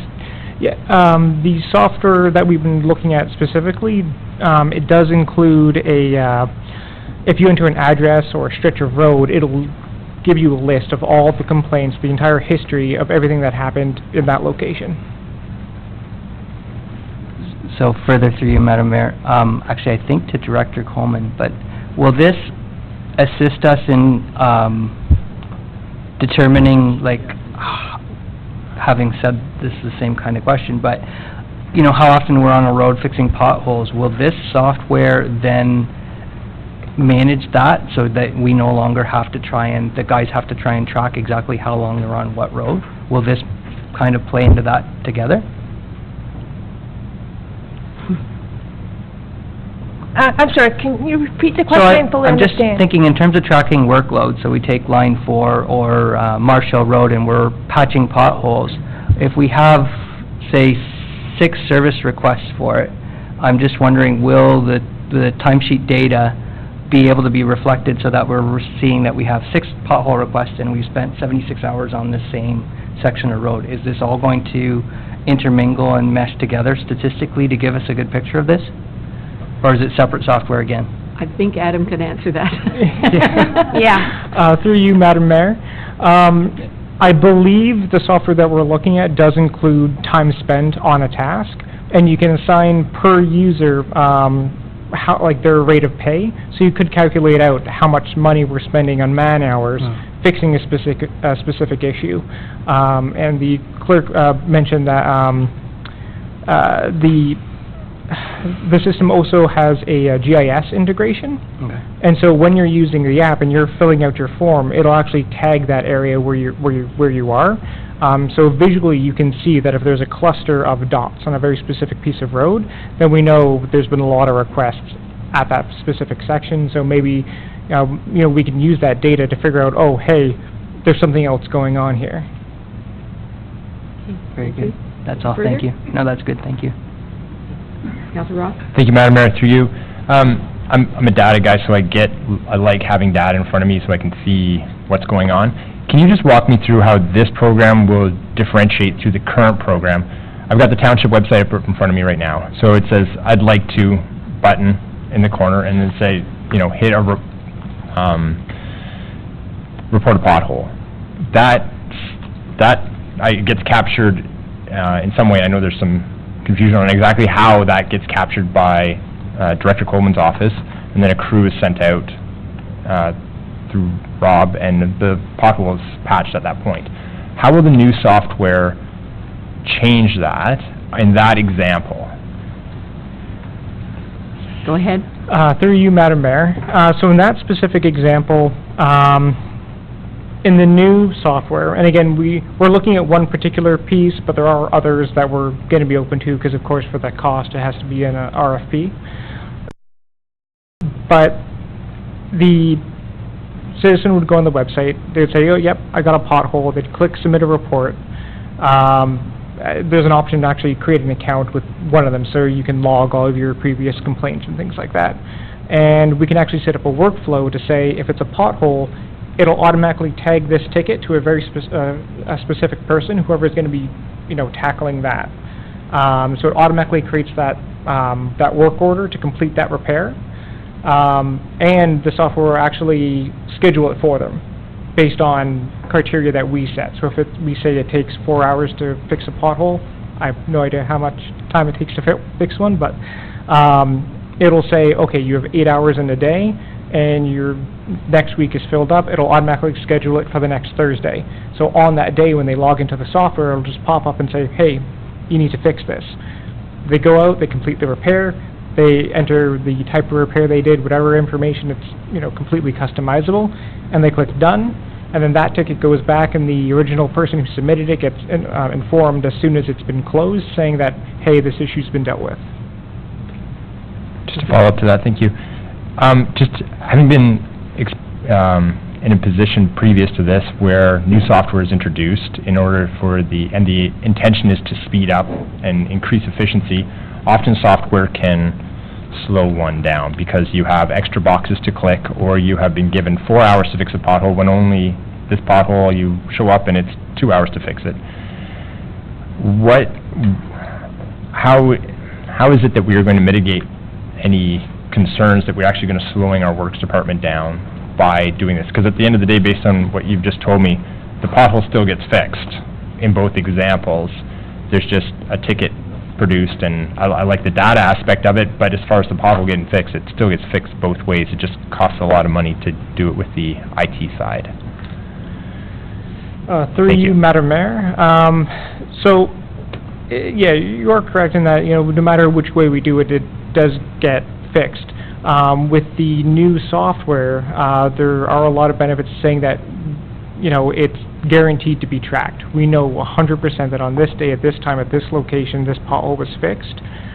With the current system, there is manual data entry. We have to take that email, manually create that ticket, manually assign it to someone, and then they need to go out, do that repair, come back to the office, and then have to remember to sign in and close that ticket and fill out all the information after they get back. And from what I've heard, from what I understand, is that's not being done. And for other members of staff using software such as like Bellamy, they can't actually complete all of their day-to-day tasks in the software. So they have Bellamy, which is it's a back-end database which pushes to Microsoft Access in a way that it wasn't really designed for. Like, it kind of works, but it's not what it was originally meant to do. And because they can't do all of their day-to-day tasks in that one piece of software the way it's supposed to, they actually have another Access database and an Excel spreadsheet that they have to, switch between all those 3 different programs just to complete the one task. Okay, thank you. So an example from my ward is a really activated citizens group on a certain road who are very knowledgeable of how systems work in computers and have taken to the Canadian Automobile Association Worst Roads study with a lot of passion and fervor. And God bless them for their passion behind it. But with this program, if you had someone who continually reports, I've got a pothole in front of my driveway, report it until, a week or in essence it takes to get fixed. Will this program be able to sift through that, or are we going to have a lot of hot spots on certain roads because we have really passionate people about their potholes? Through you, Madam Mayor.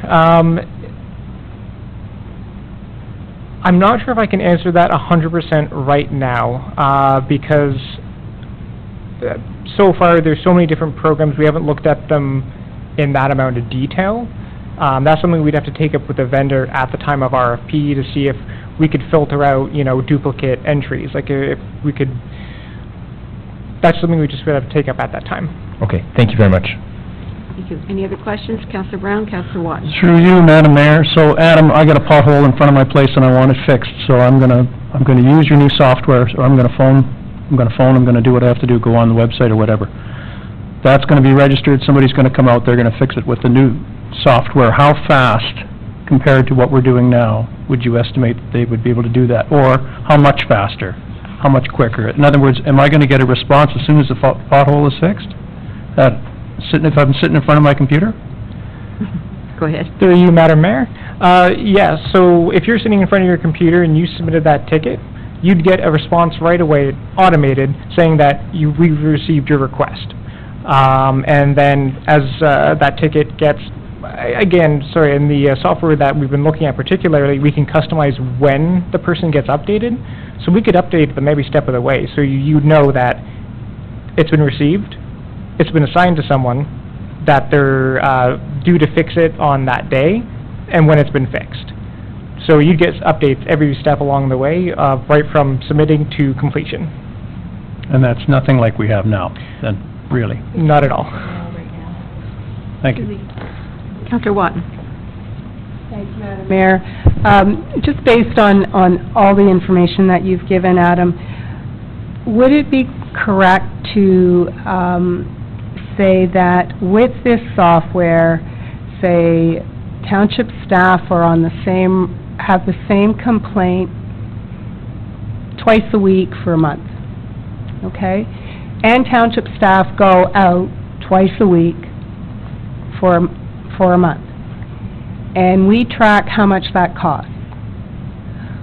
Is it safe to say that this could help us in our budget planning for future road repair? Through you, Madam Mayor, 100%. The amount of data that we're going to be able to get out of this software, because every single little thing is tracked, there's almost no limit to what kind of data we can pull from it. And it's a very common back-end that it runs on, so it's very easy for us to access the data and manipulate it to view it however we want. Thank you. As everyone that was on previous council knows, that's a bit of my pet peeve, keeping track of how many hours are spent on the same pothole. So, thank you. Any other, Councillor Guido? Thank you, Madam Mayor. Adam, and I apologize, I just thought of this question now, but are you aware of what software the region of Durham would use to track or log their pothole or service requests? Through you, Madam Mayor, I did know that, but I cannot think of it off the top of my head. I do know that the software that they use is very, very, very specialized, and like a lot of them are going for software where, like, they have a specific platform for bylaw, they have a specific platform for planning, they have a specific platform for works, and the software that we're looking at will, depending on what modules we purchase, actually will do everything. So it will be one platform where bylaw can pass a ticket over to works and back and forth. And I'm sorry, I don't remember the software that the region uses currently, but it's more siloed, that each kind of department can only pass tickets amongst themselves. So there wouldn't be an opportunity then to share licensing or software or anything from the region to the lower tier municipalities then? That is something that I could look into, and the reason why I haven't is because of that silo issue, and it's something I've been trying to avoid in Scugog, to try and get everyone under one umbrella platform, so it's easier to pass information between departments. Thank you. And my last question is, how will, if this gets approved, how would the data collected through this proposed platform and the roads need assessment be integrated together, and who would review the data to see if the two of them have conflicting priorities? I think that'd probably be Director Coleman to answer that. To you, Madam Mayor, the councillor, it's a question I haven't really thought about yet. I think I would have to see how we could correlate the two data together. The needs assessment, the consultant drives every road and looks at every road and the construction of the road. I guess I'm not sure how. I'm not sure at this time how they would correlate. JP?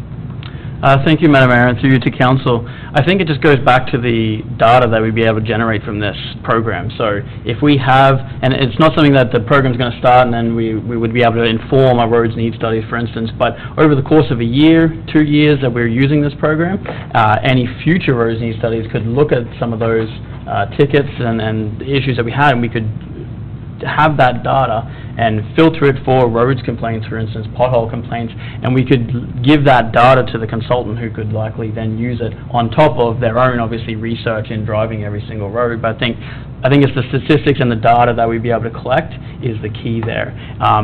not to do with roads specifically, but it also has an asset management function as well. I don't know if, Adam, not for me to ask questions, but I don't know if you wanted to touch on that just as a additional functionality. If I could just, Yeah, sorry, go ahead. because I will probably lose my next question, and then by all means, the only reason I ask that is we've heard around this council table that we don't want the squeaky wheel being the one to get the roads done, but yet if we take this data and see that Old Simcoe Road, for example, is continuously having potholes repaired, yet it's not identified by a consultant on a roads needs assessment as a top priority, then when it comes to choosing our prioritization for our road projects for the future, how are we going to, what trumps the other, and how are we then going to have that discussion, as we've said we don't want the squeaky wheel to get fixed first, but if we have identified it through this fabulous $150,000 system, then what are we doing with that information versus what we pay the consultant to do? JP? Thank you, Madam Mayor, and through you to council. I think it again comes back down to that data. The program is customizable. We could set it up so that the same complaint couldn't be set up by the same person just over and over again. So you could set it up that way, I'm sure. The other point is you could set it up that way, but I think it comes down to the statistics and the data we have. I think we're better off having that information than not having that information. So it would still come down to a decision of council, each year, each budget cycle, what roads we do. Obviously, those things such as the roads and studies should be informing that decision, but I think this is just another tool that could inform that decision. But if there is multiple complaints on that road, which there's probably on every road right now, I think it's better to have those statistics, have that data than not have it. If there's numerous complaints, it probably means that there probably needs to be something fixed there. Not to say that there's not something needs to be fixed elsewhere, but I still think that better to have the data than not have the data. I would just like to add that in a recent report, we talked about how roads are deemed to get on the list, and the roads needs study was one part, but there are other components, like if there are grants available, if they've had a major falling out or failure, all of that happens. Then I would assume that it wouldn't be the complaints necessarily, but the work orders and the work that was done. So you might have 15 people complain about one pothole, but it would be the work order that would probably generate the information that we need in order for a road to be repaired or go up the list. Would that be correct, Director Coleman? Yes, Madam Mayor, that's a pretty good summary of it. We don't put a road on the priority list just because a lot of people have complained about it. Now, saying that, if we get complaints, we do go out and check what the issue is, and they might help us to recognize that, yes, we are spending more on repair costs for this one road, which is one of our factors in selecting a road. So it could help us, but, we don't pick a road just because people are the squeaky wheel, people complain a lot.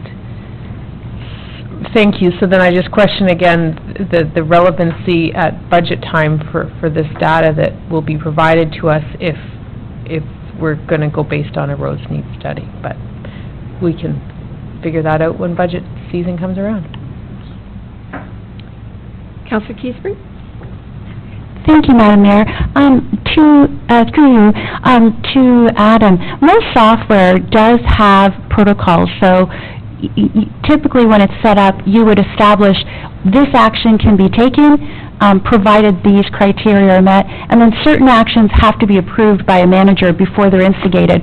So having the software is not to say that the public are going to suddenly be running our works department and they're going to put in requests and then this automated process will happen and all these people will be sent out to work. There's still going to be a setup of the software and certain criteria that would be put into the software so that, our director still has the control in running things based on a roads needs study, based on this established criteria. But I think what I'm hearing from you, first of all, I should ask that question. Would that be a fair statement to make about this or any software that our staff would purchase for this matter? Through you, Madam Mayor. Yes, that is correct. There'd still be all those same checks and balances. It doesn't just say, hey, go fix it right away. It still passes through the same channels. It's just that the passing from one person to another is automated. So the manager would get an email saying, hey, this needs to be fixed. And then the manager would go, oh, okay, maybe do a little research into it, whether or not it needs to be done, and then he'd be the one to click, yep, okay, approved, and then I would go over to whoever's actually going to go do the work. And I did want to also mention, because maybe I wasn't 100% clear earlier, that in the software, it wouldn't just be the tickets created by complaints, it would be all work done by the Works Department. Okay, go ahead. Anything further? Anybody else?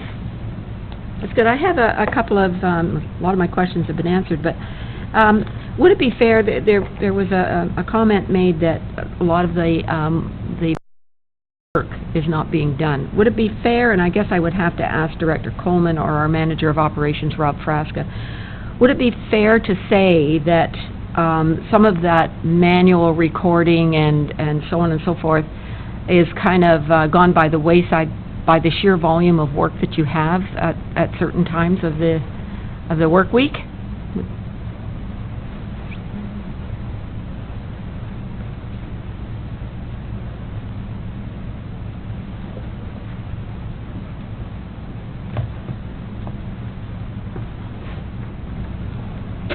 Through you, Madam Mayor. So we could receive multiple emails, usually generated on the same sort of problem that could be on one road, and it does become redundant a lot for the crews to constantly report or rewrite everything, all the work that's been done, email after email. So it does become very difficult for them to, basically what ends up happening is they're sitting in front of a computer for hours to mimic all their notes in their diaries onto some of these SRMs. And a lot of times they just get closed with very little information and nothing that we can really go back on to give us any exact information. So we end up going on diaries all the time. I think I'd rather see our people out there doing the work. And that's what it is too. Okay, thank you. I asked this question before, so or before the meeting tonight. But I'll ask it again because I think it's important. I did reference earlier that about half of the calls or the service requests that we get are for roads.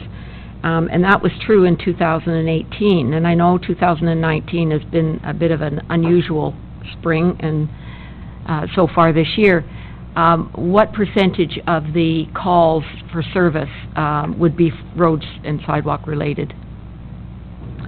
Madam Mayor, since January of this year, we checked the numbers today, and 95% of the calls so far this year have been road-related.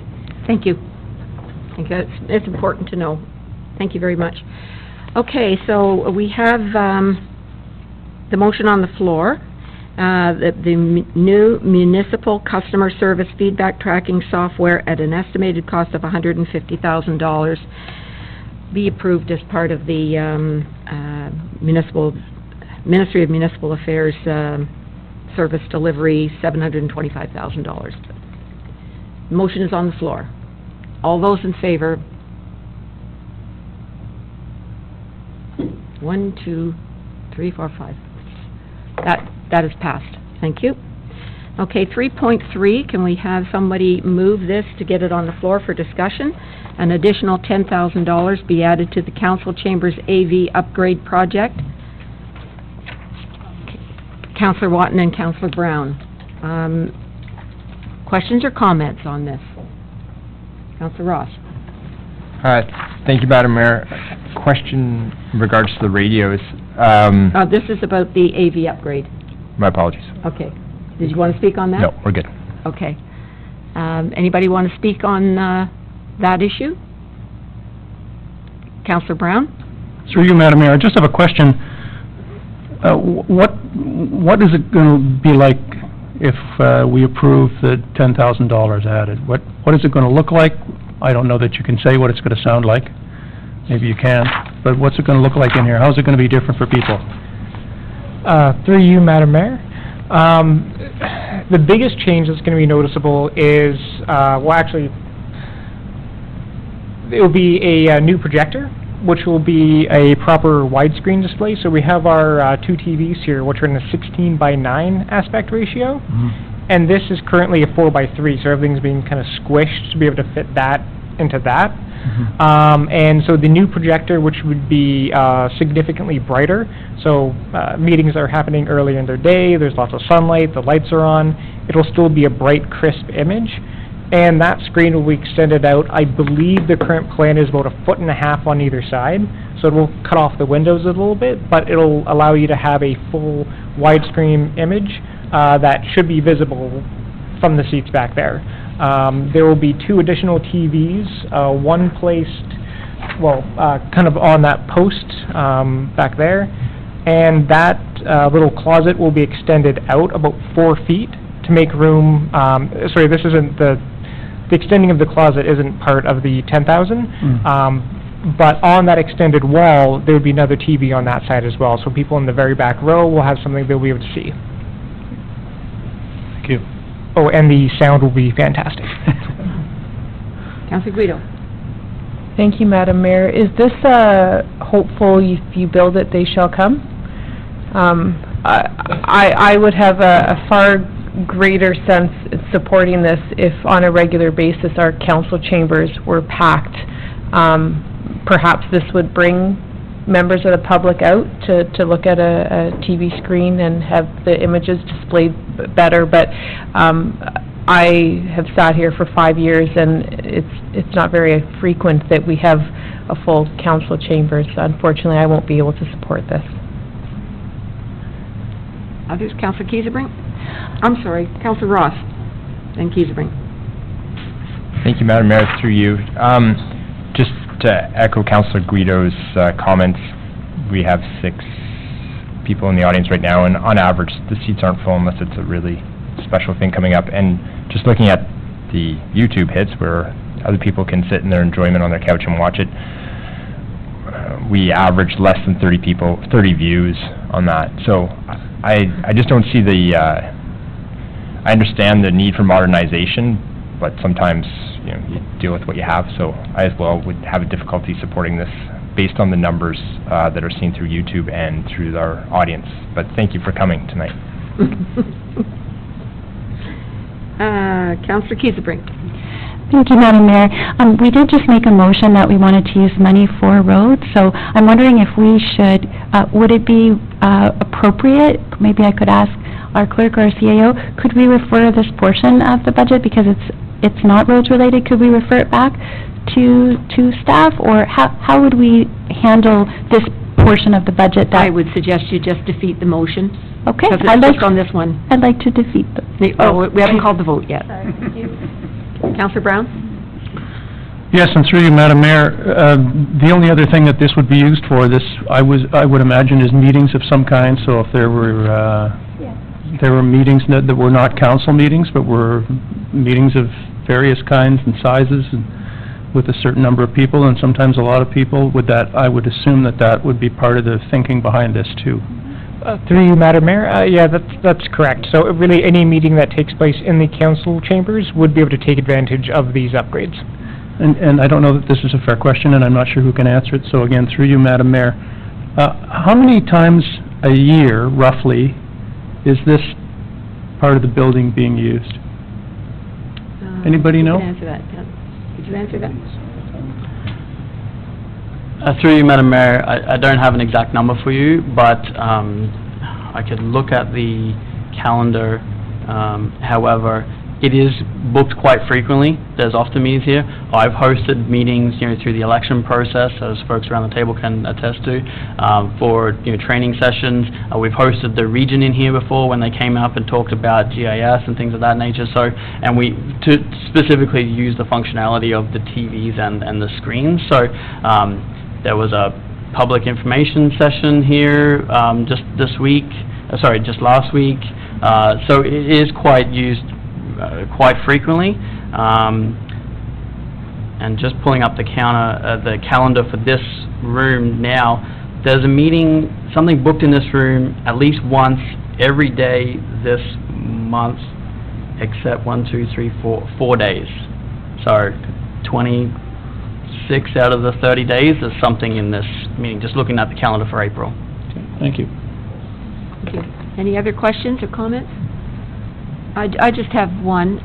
Is there a market for what's existing that we're not going to be using anymore? 100%. There's always a massive used kind of harbor market, especially projectors like these. A lot of people like to buy them to do a little home theater setup and things like that. So the intention would be to sell all of the old equipment. Any idea of how much it would gain? Not off the top of my head. I have to do my research to see kind of market value of everything, but there's usually a pretty decent rate of return. I mean, I can't really say right now, just because I'm not sure, but yes. Okay, thank you. That wasn't taken into account with this budget item, though, like the $10,000? No, it wasn't, just because it's so varied about how much you can actually get from it. And once I take everything down, see the condition of it, like that'll kind of direct how much we can ask for it. Okay, that's fair enough, thank you.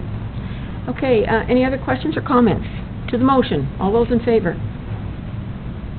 1. Opposed. That motion is lost.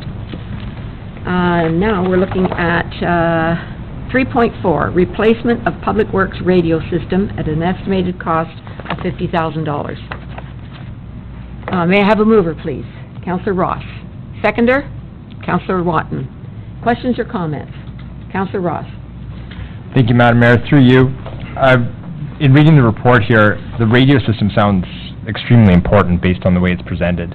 And my question to Director Coleman, I guess, is understanding the need for communications, especially, on a daily basis, but then again, an emergency situation is paramount, and to have the best equipment, it would be ideal.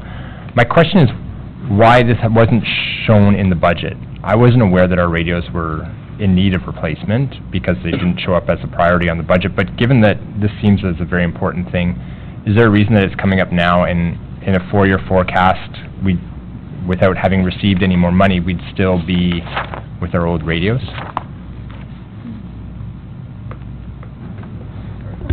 Through you, Madam Mayor. So basically, we looked at it this season, and we've been having issues. The radios are constantly degrading. We've been getting a lot of interference, and we've been investigating to see what our options were. And this just came in at the right time, and we felt that based on our investigation, we've had someone else look at our system for us, and they've told us that our system is so degraded and so out of date that we're in a bad situation right now, where our only single repeater, because we only have one repeater in town, and it's over 20 years old, and it's degraded, and it doesn't have a backup life as well. Further? Okay, further to that, has the radio system that's identified here at the $50,000 mark, understanding that it doesn't include annual operating costs of the $10,000, Yep. That's not built in for this year. Is that something that's going ahead next year? I understand that it's about $1,500 more than our current budget, but when will that be addressed going forward? Do you want to tackle that, or Director Coleman? Through you, Madam Mayor, to the councillor. Yeah, there is a slight difference in the cost between them. So we would work that into the operating budget for 2020, the difference in cost. We would find $1,500 savings somewhere else to cover that. Okay, thank you. And lastly, just to clarify with the report, the radios that we'd be using, would they be able to be used with fire, ambulance, police as well, or are they going to be individually for the Works Department moving forward? Through you, Madam Mayor. So the radios themselves have the ability to be encrypted to work with other departments, such as fire and police. There would be a fee for that to encrypt them. So we would limit to how many radios could have dialogue with fire. In an emergency situation, we wouldn't want all Public Works to be able to contact fire and police for obvious reasons. So we would have a select amount of radios, maybe 2 or 3, in an emergency situation that could contact fire and have cross communications in an emergency. Thank you. Anything further? Councillor McDougall? Thank you through you, Madam Mayor. Just first off, I really want to say thanks to Rob, genuinely, and his team, and Carol, for doing all your work on the roads, first off. The radios that we're looking at, it sounds like that we'll be sharing towers with the region.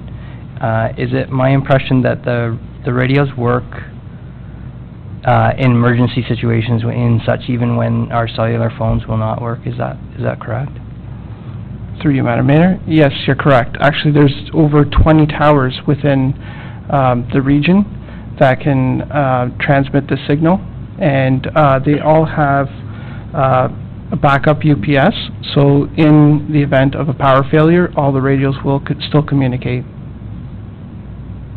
And further through you, Madam Mayor, so just for everyone, the radios are more efficient and effective than using cellular phones to try and contact each other for a works-type basis in terms of culvert cleaning, is that correct?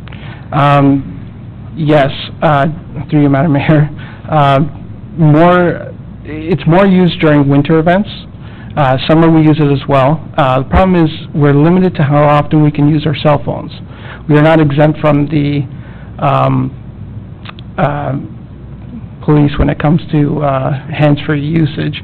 So radios do become useful for us because we can communicate a lot quicker, let's say through a 5-second dialogue versus a cell phone, wait for a pickup and answer. This makes us run more efficiently, and we can direct staff accordingly. And further through you, Madam Mayor, what would be the lifespan of the radios, or projected, I mean? They come, through you, Madam Mayor, they come with a warranty, I believe a 2-year warranty. The lifespan, I believe, is 10 years or so. I don't have the exact numbers on me, but they do have a long lifespan. Okay, very good, thank you, that's all. Okay, Councillor Guido? Thank you, Madam Mayor, and I apologize for this trivial question, but explain to me in a day why they would use their radio, how they would use their radio, and who they're radioing.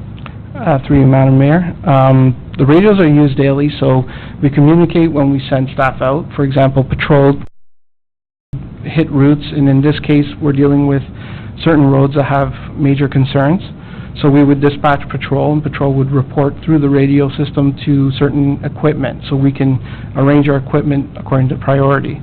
So in a snowstorm, for example, we constantly communicate with staff to see where they're at through their routes, if there are other issues, if they've noticed a sign down, or there are other problems, and we can communicate with them through timing. We use the radios daily for any type of operation. Okay, perfect, thank you. Okay, anything else? Councillor Brown? Through you, Madam Mayor. Mr. Frasca, have you ever been in a situation where your radios were failing to the point where you probably muttered to yourself, gee, I wish we could get something better than this? And if so, I'm presuming the answer is yes, that's why you're here. But if so, can you give us a for instance of something you might have come across? I hope that's not putting you too much on the spot. No. Through you, Madam Mayor. So we have had instances, we do have dead spots within the town. Our radio frequency doesn't seem to be carrying through the radios. A lot of times we get a lot of static, whether it's interference through other radio frequencies. We're trying to communicate with each other, and you're asking, can you copy that again? Can you copy that again? Sometimes you're asking a guy to repeat himself 6-7 times. That can be really frustrating, especially when dealing with a winter event or an emergency situation. So we have had instances, and we do have currently, sometimes daily. Now, we've learned to kind of cope with it, so we just, kind of joke about it, but it does get frustrating during major events. So would you say, through you, Madam Mayor, that it's a safety issue as well? Yes, it is. Thank you. Thank you. Anything further? This radio system, it is the same radio system that the region is using. Is that correct? Correct. But in a case of emergency, basically only 2 or 3 would actually be able to use it to converse with other emergency services. Through you, Madam Mayor, yes, we would only have a select few, maybe 2 radios within the Public Works, that could communicate with fire. That would be myself or the director or a CAO. And in an emergency response, they would be the front heads to communicate with fire and other departments, and the other staff would only be able to communicate with themselves through Yeah, Public Works. That's fine. Just wanted to say that, would you like to say something, Mark? Yeah, I'd just like to add to Rob's comments. The issue is encryption, and the encryption of the radio signal. So the radios that are not encrypted, it's not that you couldn't communicate with them, but what it does is it brings the radio that is encrypted out of encryption. Yeah, I understand that, and I think that's a good move, that not every radio is able to do that. Just wanted to point out, I'm not sure if you're aware, but the system that the region has is connected throughout all emergency services, but also has connections with Hydro and York and Peterborough, I believe, the City of Kawartha Lakes, I'm not sure, but neighboring regions and municipalities. In a case of an emergency, this is invaluable. And we were on standby just a week ago because of the rain and the possibility of flooding. And certainly there's state of emergencies within Ontario right now, and it would certainly be beneficial to have that, and you would know this, Councillor Ross, being a former police officer, that the communication is vital in cases of emergency. So, thank you, that's all I have to say. Councillor Ross? Sorry, Madam Mayor, just if I could, just a follow-up question as to budgeting. I think it maybe towards Director Valentin.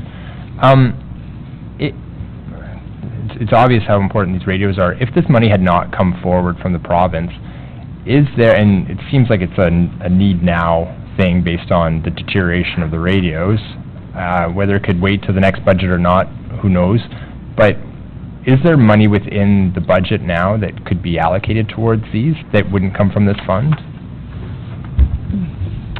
Dr. Madam Mayor, the budget is set. However, we, through our reserves, something could, if there's an emergency, something could come forward, and then it would be up for council decision. So there could be times where emergency projects come forward, such as if this became an emergency or a very high priority of an unbudgeted item that staff felt so strongly about that they had to bring it forward, then that's something that we would bring forward. I would look for a funding source, and then it would come forward to council for a recommendation. Okay, through you, Madam, how close are we to that threshold right now, Mr. Frasca? Through you, Madam Mayor, it's tough to say how close we are. The radios, there is no exact time frame where I can give you where they're going to die, but they are degrading, and staff that have been here for several years have told me over the years have gotten so severe. I couldn't give you a time frame of when. Sorry. Fair enough. Thank you. Anything else? Okay, to the motion. All those in favor? And that's carried. Thank you very much. Going back to the consent agenda, we are now on, which one? Regional Report, 9.2.6. Councillor Watton? Hoping for a break. Thank you, Madam Mayor. And I apologize to my colleagues that it's not a written out one, but just a few things to bring to your attention. One, that the Vision Zero, a strategy road safety action plan, was endorsed by Council on Wednesday. The goal of that is a 10% reduction in severe fatal and injury collisions in the next 5 years. And they are hoping that all municipalities will become part of the mobilizing this in a concentrated effort towards that vision. It was based on 8 emphasis areas, which from the most dangerous to or highest risk down, 1 being intersections, 2 being aggressive driving, 3 being distracted driving, 4 young drivers, 5 was pedestrians, 6 impaired drivers, 7 was commercial vehicles, and 8 was cyclists. And all of these emphasis areas in this road safety action plan do have countermeasures that have been identified, and the plans will be coming forward on how to implement them in the next little while. Secondly, the region did pass their smoke-free bylaw regulating smoking and vaping in public places and in the workplace, which did include the cannabis. It is a copy of it will come forward to this council for their endorsement. It needs a triple majority to pass and then be forwarded on for the bylaw to be created.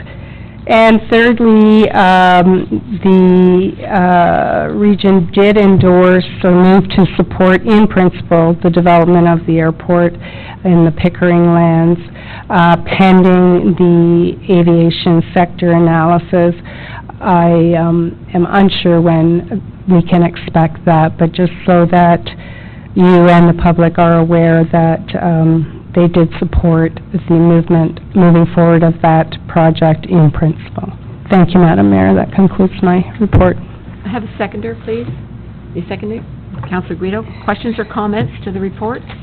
Councillor Guido? Thank you, Madam Mayor. Thank you, Councillor Watton. I have two questions. I'll ask the easier one first, I think. The smoking bylaw, that's so encouraging that's been passed. I thank you and your fellow regional councillors for doing that. Was there any reference to hookah lounges in the smoking bylaw? Yes, there was, and water pipes and all sorts of different venues and different methods, and it is all referenced in there. The hookah lounges, I believe, if I recall, I'd have to pull it up for sure, but I think they are not going to be allowed within the region. But I'm not 100% sure on that. I think that's what the end result was on that. So that'll address one concern that we had from some residents here. The second one is in respect to the Pickering Airport. Am I correct to believe that that was added to the regional agenda at the last minute, or was it part of the agenda package? It was added at the last minute, and similar to sometimes when we have motions, it required a 2/3 majority to allow it to come forward, and then it was discussed and then voted on. May I ask if there was some sort of urgency, only asking because it's such a significant topic that it surprised me that it wasn't added on an agenda with advertised notice to the constituents that may have a concern? I'd have to agree with you. That I'm not sure of the urgency, other than perhaps there was a response required to the province in being able to get the aviation sector analysis completed, but truthfully, I'm not 100% sure. I did have to leave halfway through that meeting, so I don't know, Drew, if you have anything further, but... No, the only thing that I would add is that it seems that the business case has been on the minister's desk for quite some time, and the purpose, I believe, was really to get the feds to make a decision one way or the other, because it is ultimately a federal government decision. Oh, certainly agreed. I just find if I was trying to compare it to a topic here locally, I could probably compare it to a contentious topic such as, well, we have many in this township. I don't need to list them, but I don't think we would ever choose to do that on a 2/3 majority to get it on an agenda when it's such a large, debatable topic. I was taken aback that it wasn't added to an agenda without explanation as to the reasoning other than a response is required. I'm sure a response has been required for 50 years. Yeah, a long time. Yeah. Does anybody need an explanation of the triple majority? You do? Thank you, Madam Mayor. Yes, I was going to ask for clarification. Can we explain to everyone what a triple majority is? Okay, triple majority is because it's a regional bylaw. It affects all 8 municipalities.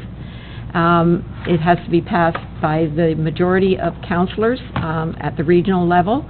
Then it goes to the individual townships, and it has to be passed by the majority of the 8 municipalities.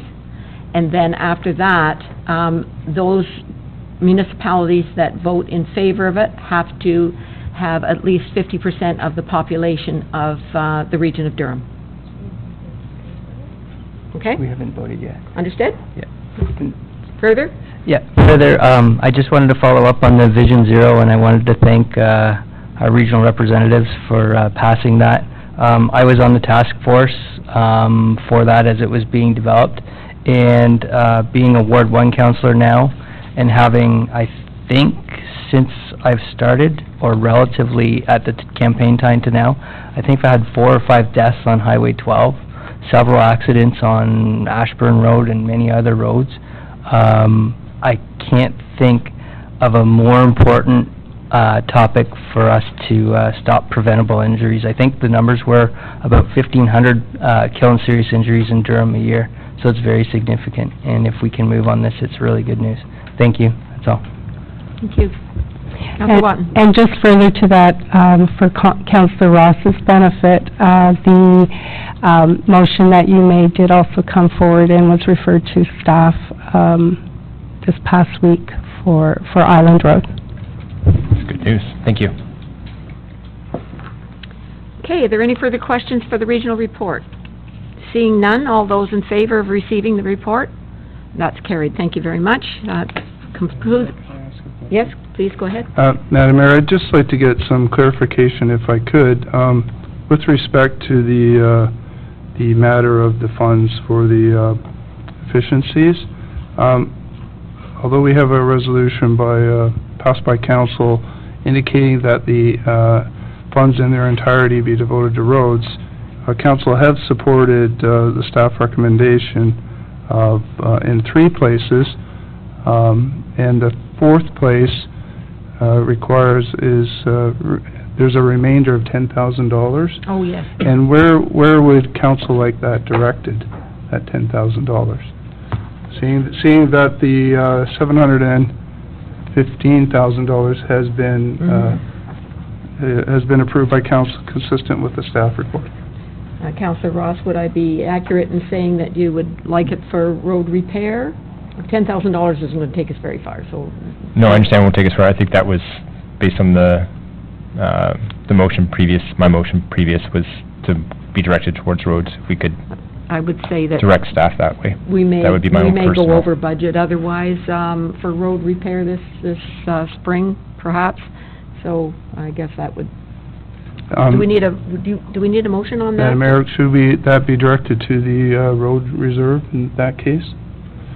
I'm asking guidance on that. Is that where we would put it, to the roads reserve, or to?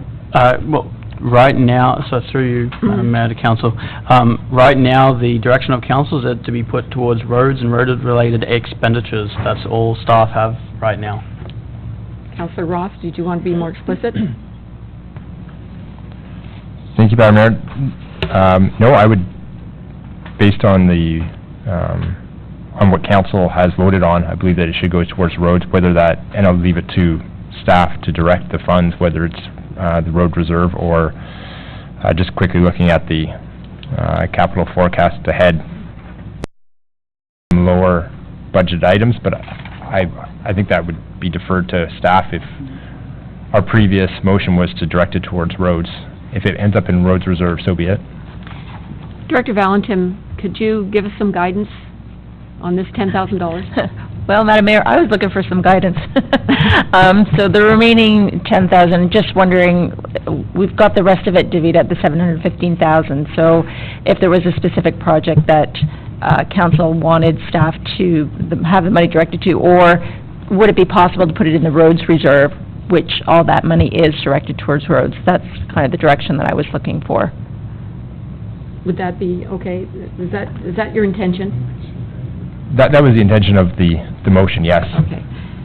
Do we need another motion to direct that $10,000 specifically? Thank you, Madam Mayor, and through you to council. I'm looking at the treasurer to either nod or shake her head at this, but I believe to put money in a reserve needs a motion of council. Yes. So you need a motion to do that. You can't Mr. Ross? just staff can do it on their own. So through you, Madam Mayor, to the CAO, given the nature of this, is it prudent to give it back to staff to identify a project that should be moved ahead, or, in your opinion, a road reserve addition would be the best use of the funds? Director Valentin has that. Actually, thank you, Madam Mayor. If I could suggest perhaps we would track these current projects, and then direction from council could perhaps be any remaining, after these projects are completed, any remaining funds from this grant be directed to the roads reserved. Okay? Brilliant. So we don't need a motion then? Through the resolution. We do need a motion. You just wouldn't have Councilor a Ross? specific dollar. Yeah, I'll make the motion that Okay. the remainder $10,000 be directed towards, no, any Councilor remaining, McDougall, I'm did you sorry. want to second that? Yes, I'd like to second that motion to direct any remaining funds from the projects to the roads reserve. Good point. Well said. Everybody understood? Any questions or comments? All those in favor? And that's carried. No other business or general information. I'm looking for a confirming bylaw. Motion to confirm the proceedings. Councillor Watton? Councillor McDougall? All those in favor? It's carried. Motion to adjourn? Councillor Guido? All those in favor? Thank you. Councillor Kiesebrink was the seconder.